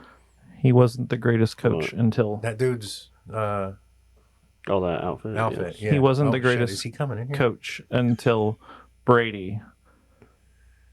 Because is he still sitting there? Yep. Oh, interesting. He wasn't the greatest coach until Brady. Oh wait, never mind. Someone found him. Brady left, and what did the Patriots do? Nothing. He's in North Carolina now. What is North Carolina doing? Nothing. Belichick's a good coach. Yeah, great taste in women. We'll see how good of a coach he is because now he's in college and that's a whole nother style He's of not coaching. doing so good. Not so good right now. No. So, all right. That's enough But of Brady talk. I think he's got Belichick to talk, adapt. and- Yeah. Because college is a whole different ballgame. You're working with almost new kids every year to a certain degree. You've got seniors coming off the field at the end of the year. I mean, it is what it is. And there's a whole different style of coaching that has to come into play. Dude, I swear to God, it looks like a human highlighter was about to walk up in this bitch. I was waiting for that door to open because at that point I was going to be like, what's up, dude? Yeah, I was like trying to think of Like, my man, come in and take a seat. What's your name, bro? Of course, the video is not recording anymore. All right. Yeah. But hey, But so just so the listeners at home figure this out, dude just wandering around the library. He obviously needs a caretaker. That's all I'm going to say. And just curious as fuck, but he's wearing the most brightest high vis entire outfit I've ever seen. Like, headband and all. like Solid those sweatshirt. those Sweatsuit. greenish yellow highlighters that are super bright is like what color his outfit was. Mm-hmm. And there's a little room with some glass doors you got to walk into, and then the sound booth sits at the back, and that's completely enclosed. And he just walked up in, like he walked right up to the door. I was waiting for him to open the door. Yeah. Like, and you can just tell he was just curious, like, hey, what the fuck's going on over here? Like, this looks cool. Why not? So like nothing, like interesting. Dude, just curious as shit. I was like, this was about ready to be great. Like, I'd have been like, come on in, dude. What's your name? 10-second time. What's up, bro? Just however it was going to come out. Like, I don't care, man. Like, dude, like that. We almost had like A surprise special a guest. fucking yes. And I was going to be there for it. Mm-hmm. Like, his caretaker came in here and went, I'm so sorry. Fuck, get in here and sit down. We got some shit to talk about. Grab another chair. Come on. Like, we'll have you guys share this microphone. Like, what's your names? What are you doing at the library? Damn. Like, getting some books? I bet they're picture books, huh? Like, Wow. Number one, Kyle. dude, is- I'm chill. I will sit and read comics with this motherfucker all day long. What are you talking about? There's not too many words in there. There's lots of pictures, and we can talk about which ones has the bigger boobs. Fuck it, dude. Let's go, Jeremy. I don't know if his name's Jeremy or not. His name's Jeremy now. Me and Jeremy are buds. Then later, we're gonna watch Teen Titans have chocolate milk and fucking animal crackers. God damn it. Chocolate milk brought to you by Organic Valley. Never mind. I don't want chocolate milk anymore. Yuck. My wife will appreciate it. I'm sorry. We'll just stop for this Family Guy moment. Oh, that's nasty. Number one. All right. We're in the Dragon's Lair. We are, and it was really hard to pick Ready to who. tickle the coacus. It was really hard for me to pick like people to it's hard to put 10 people on a list. It's really hard to figure out who you want to put as number one. But when I go back to I was good at baseball. I had a lot of fun playing baseball. I enjoyed watching baseball. Cincinnati Reds, number 11, shortstop, Barry Larkin. He is, if you know anything about me, 11 is my favorite number, is my lucky number. When I go play roulette, I put 11. I put my money on 11 black every time. It's weird. Like I'm not one of those people like, oh, double one. Like, no, I just need 11. Like, I just really enjoyed watching Barry Larkin play. Recently, we went to the Pete Rose Day at Cincinnati for the Cincinnati Reds, and Barry Larkin got up and spoke. When he got drafted back in the day, when you got drafted, you didn't play right away. You sat in the dugout and watched the professionals play and stuff like that. Well, he was talking about how he got drafted. He was sitting in the dugout, and Pete Rose was the coach for the Reds at that point. And he was like, "Hey, you're going in." And Barry Larkin didn't have cleats, a glove, or a bat. And Pete Rose gave him his glove, bat, and cleats. And he went out there and crushed it. But it was just a really fun person to watch play baseball. Mm-hmm. So, that's my number one, Barry Larkin. He had 198 home runs, 960 RBIs, and a .295 average. Do you remember what drew you to him initially? I don't. Okay. There was a play that So there was a play that he did where he dove.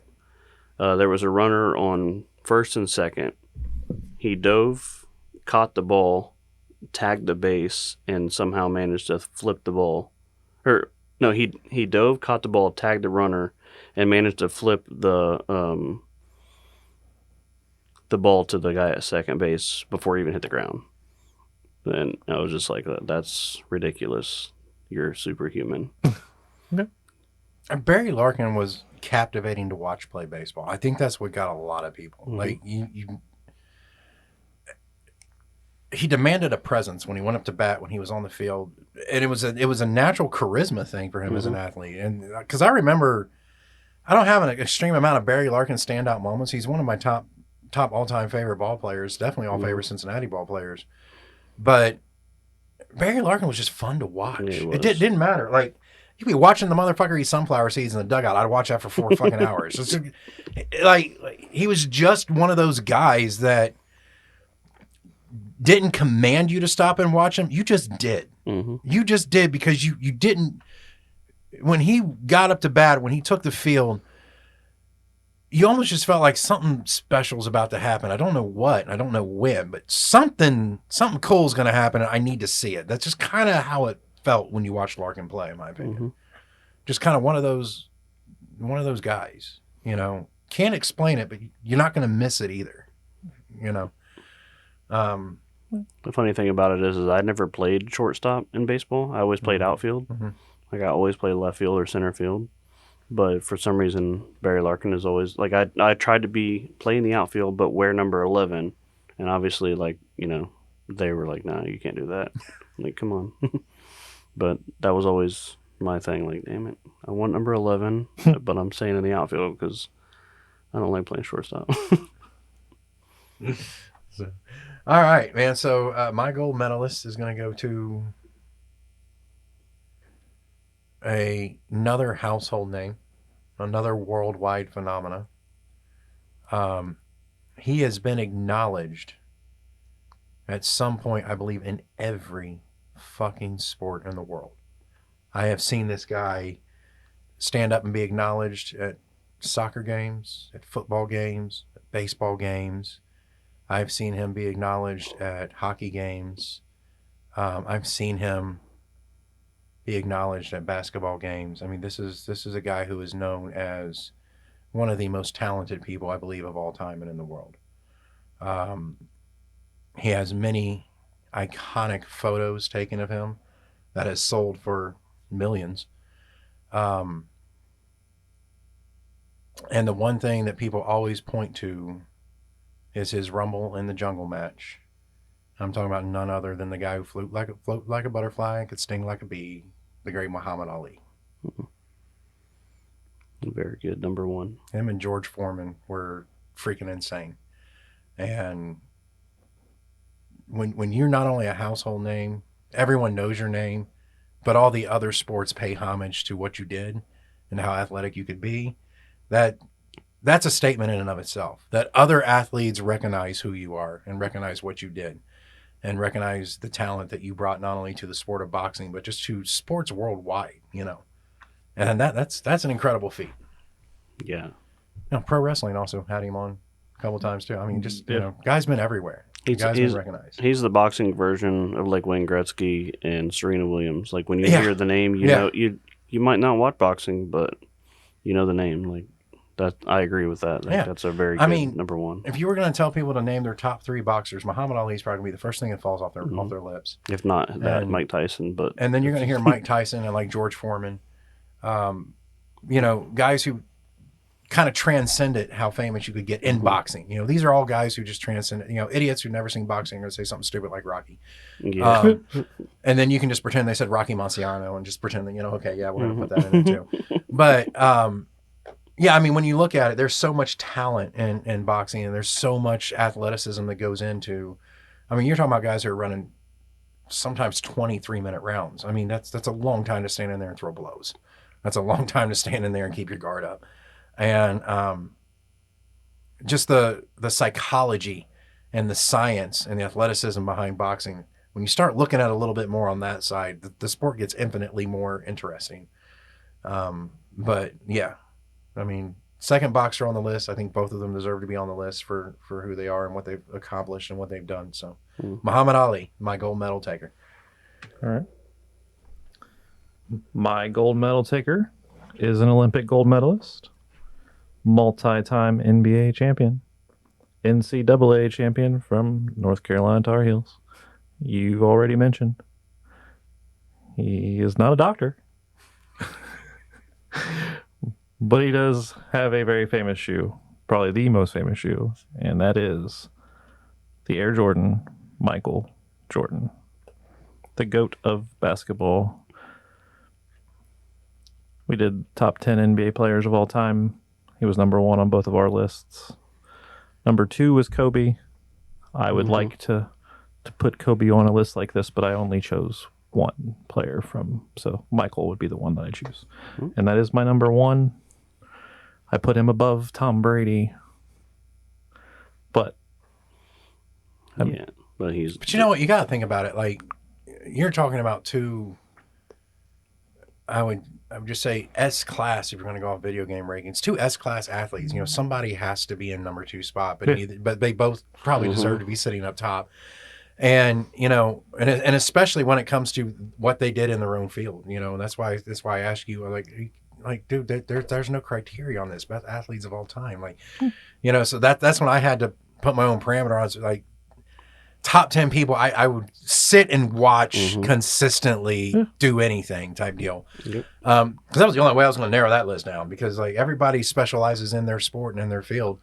And, you know, it's just kind of how it goes. So that's why I like the way we do this, like the way we do the podcast, especially now bringing a third person on, them throwing out the list. We each have our own like take on the list. He approached his completely different. You did. I did. We had just a different. I like. And isn't it interesting how same names pop on the list still on the 2 same totally name. different approaches in? And if that doesn't speak to the level of athleticism and who these players are, to know that they can fit from 2 totally different points of view and angles going into a list, and they still end up multiple times on each list. Like,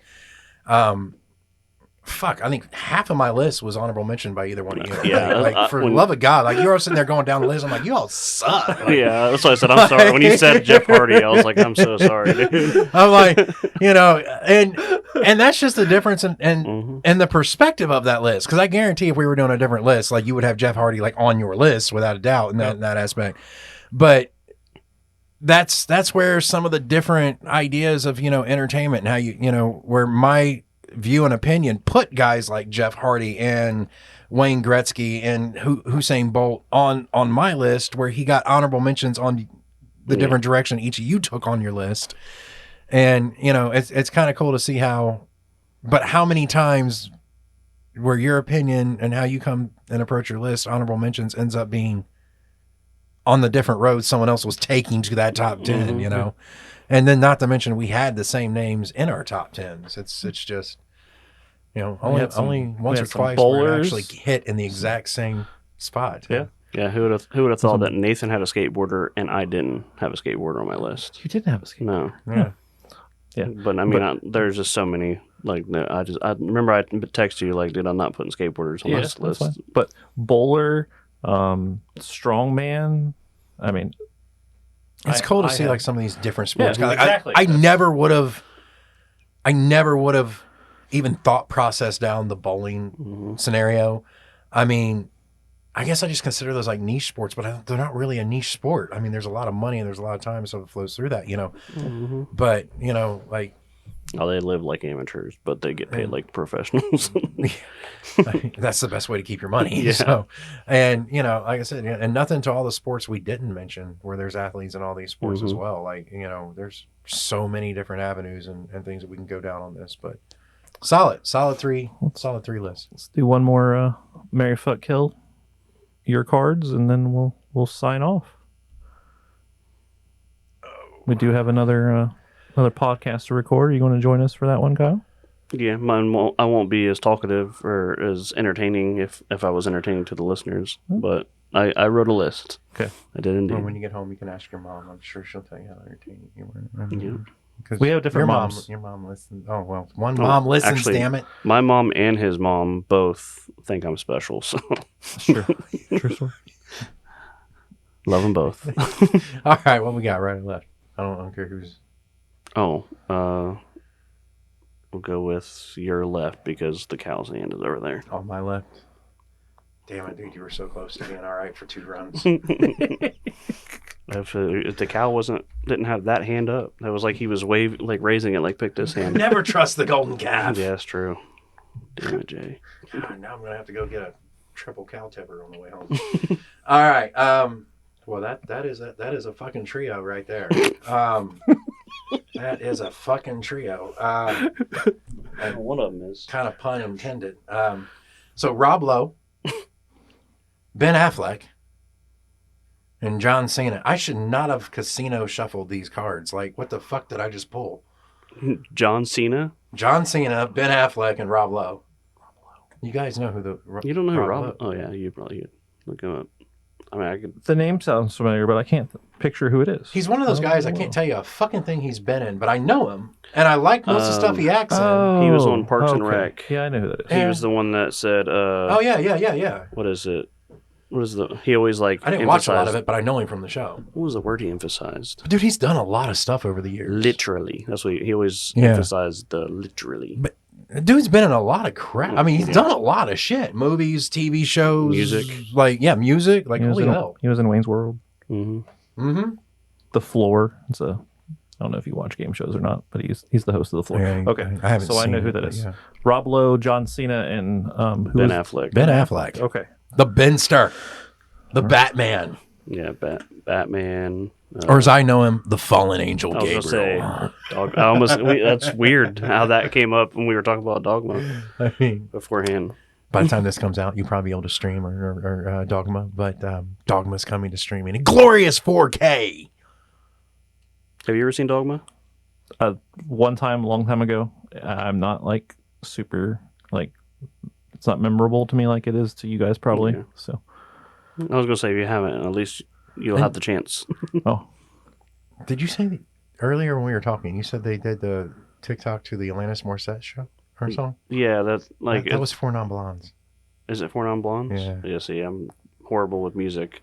But Give me- in my mind, when you said it, it made sense because Alanis Morissette plays God in Yeah, Dogma, I know. right? Yeah. Like, but yeah, that wasn't their song. Or that wasn't her song. I mean, the bad part is the singer from Four Non Blondes and Alanis Morissette actually sound very similar. Yeah. And they do very similar style songs and they sing kind of similarly. So yes, but yeah, I was sitting there. It just clicked in my head. That was Four Non Blondes. That wasn't Alanis Morissette. Not Alanis. I think it was because Weirdest of time for that to click into my brain, but it did. My bad, bro. I think it was because of Dogma. We were talking about Dogma, and she played God. So Right. But Ben Affleck has been in many of my favorite films, and I know people are probably going, "Why the fuck?" But I've actually always been a fan of Ben Affleck, man. Mm-hmm. Like, What's the plethora of Kevin Smith films he's been in. I like Ben Affleck. Is there a problem with Ben Affleck all of a sudden? Ben Affleck gets a lot of hate, man. some Like people- he really does. some people hate him. Like Ben Affleck does get a lot of hate. Like, lot of haters in this he world, plays man. shitty roles. He doesn't do this. He doesn't do that. I'm like, I like Ben Affleck. I mean, he's good. I'll be honest, like him and Matt Damon, especially when they get together, is freaking phenomenal. Like what they did in Jay and Silent Bob and what they did in especially like Dogma. See, you like him more in those comedic roles. His dramatic stuff, I'm a real big fan of Affleck. I like Daredevil. A lot of people didn't. Yeah, That's I loved interesting. I liked Daredevil. Okay. I also liked him as Batman. I thought he played the best overall rounded character. He wasn't the best Batman. He wasn't the best Bruce Wayne, but he was the best at predicting them both as that goes. Because I've always said Batman, the actor, either is a phenomenal fucking Batman or this shit guy. Bruce Wayne. And this guy thinks one guy is the god of all. But anyway. Because he is. But I mean, he's played in action films. He's played in like some mystery films. He's played in comedic roles. I've liked him in everything I've seen. So is that who you're marrying? I knew you were going to try to like segue it, like get in there. Probably. Who you married? All right. Well, So I already forgot who it is besides Ben Affleck. Ben Affleck, John Cena. John Cena and Rob Lowe. Rob Lowe. I Okay. didn't see him at first, so Yeah, me either. So You drew the card, so I guess one of us are supposed to answer Yeah, first. why don't you I'll go guys first. answer? Okay, go ahead. Yeah.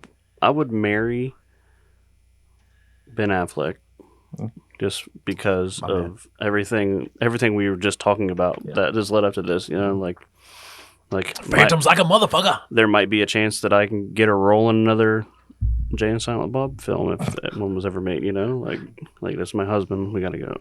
You know. That's the way it works. Even if they kick my ass in the movie, at least I'm in the movie, kind of thing. Crap, I forgot who. I know John Cena, and who was the other one? Rob Lowe. Rob Lowe. Okay, so I would kill Rob Lowe, just because, like, I mean, yeah, he's great, but I'm not gonna kill John Cena. There ain't no way. Like, I'll take the night with John Cena, if you will. Are you fucking John Cena or is he fucking you? I mean, no one will see it coming. He was hit by a smooth criminal. Yeah. I don't know. That's just it. I knew I should have went first because you took my joke. Well, we're brothers. It's going to be a give and take. Cena's going to give it and you're going to take it. Because there's not a goddamn thing you can do about it. The same. But I'm a fan of Ben Affleck. So yeah, definitely. I would argue he's probably the most successful. John Cena's successful. I mean, all three of them are. So financially, I feel like Ben's probably still got to have the most. So I'm marrying Ben. And then, unfortunately, I guess I'm going to take the night with John Cena. And you already took the joke, so I can't take. I'm not going to repeat the joke, but he can disappear at that. I want to fuck John Cena and hope I don't see it. I guess I don't know. And then Rob Lowe is just dead. Sorry, Rob. All right, I'm definitely going to be different on this one. I know you're killing John Cena. Yes, I am. I've heard this 1,000 times. Yes, I am. I'm not doing it. I'm going to pay a member of SEAL Team 6 to send a long-range lobotomy because that's the only way I trust that shit to go through, okay? And I just know way too much about how fucking, like, kind of picky asshole she is to all of his girlfriends and wives. I just don't want nothing to do with that shit. I'm taking the night with Rob Lowe because, you know what? It'd be a story. It at least will be a story because I can't think of anything better than me standing up in comedy and going, let me tell you about the night I fucked Rob Lowe. There was some bad choices made. There might have been a few gummies and somebody slipped me a Cialis. Okay. So, that would just be a killer start. You know what I'm saying? And, I walked out with one of his Golden Globes. So, I just, that sounds terrible, but out of the three guys, I think Rob Lowe would actually just be chill to hang out with, for a day. And if the night goes where the night goes, just want the ladies know I'm not doing it for the money. I just anyway. So that leaves me with marrying Ben Affleck. Why? Ben Affleck just seems so fucking cool. If you had to tell me to make a top 5 list of like who I think is probably the chillest and coolest people in Hollywood, Keanu Reeves is number 1, Ben Affleck is number 2. Like, yeah, you just feel like this guy's probably not a major asshole. You know what I'm saying? Like, he still kind of feels like he's really down to earth for the amount of money he makes and what he does. And that might be because he's like best friends with Kevin Smith. And that guy hasn't not left Jersey since he started making money, as far as his attitude goes. But, because I want to meet Kevin so bad I would marry Ben Affleck hoping that we get invited to a barbecue. I'm not even going to lie. So we kind of the same. And then I would beg to be cast as like Silent Bob's weird cousin that just gets a little cameo in the movie. Like, I would probably be like, come on, Kevin, I'll give you a handy under the table. Just put me in the movie.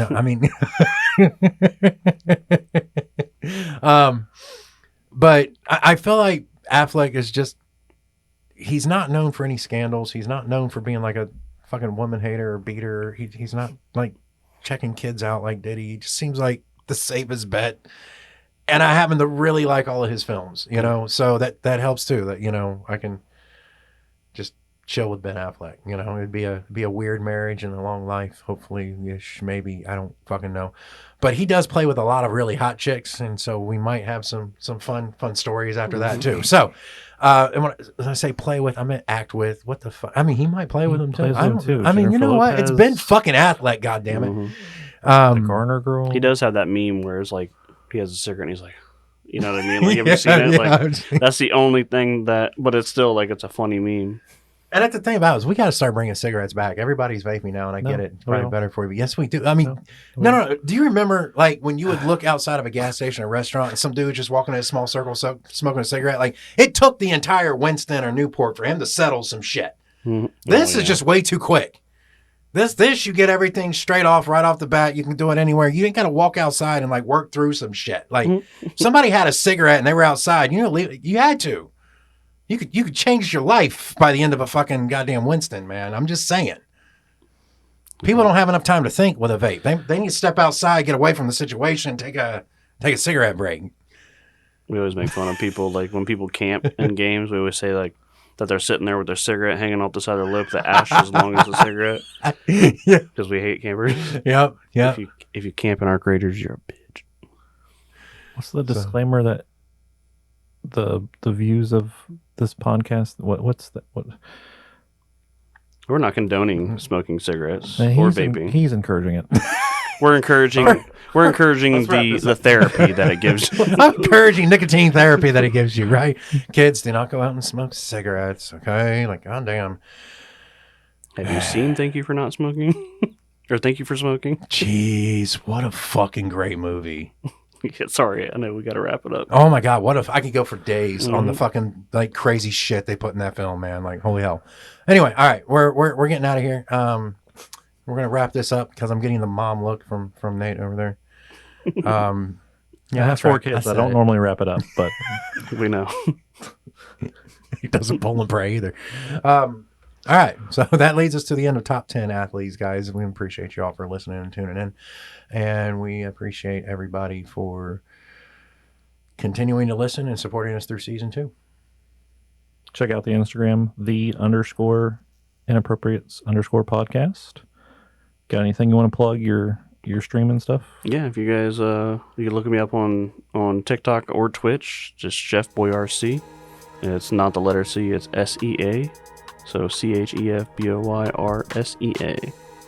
And I'm streaming Monday through Friday, 4 to 10. Hell yeah. There we go. All right, guys. Once again, we are at the end of the episode, and I just want to say thank you for listening and have a week. Peace. Peace.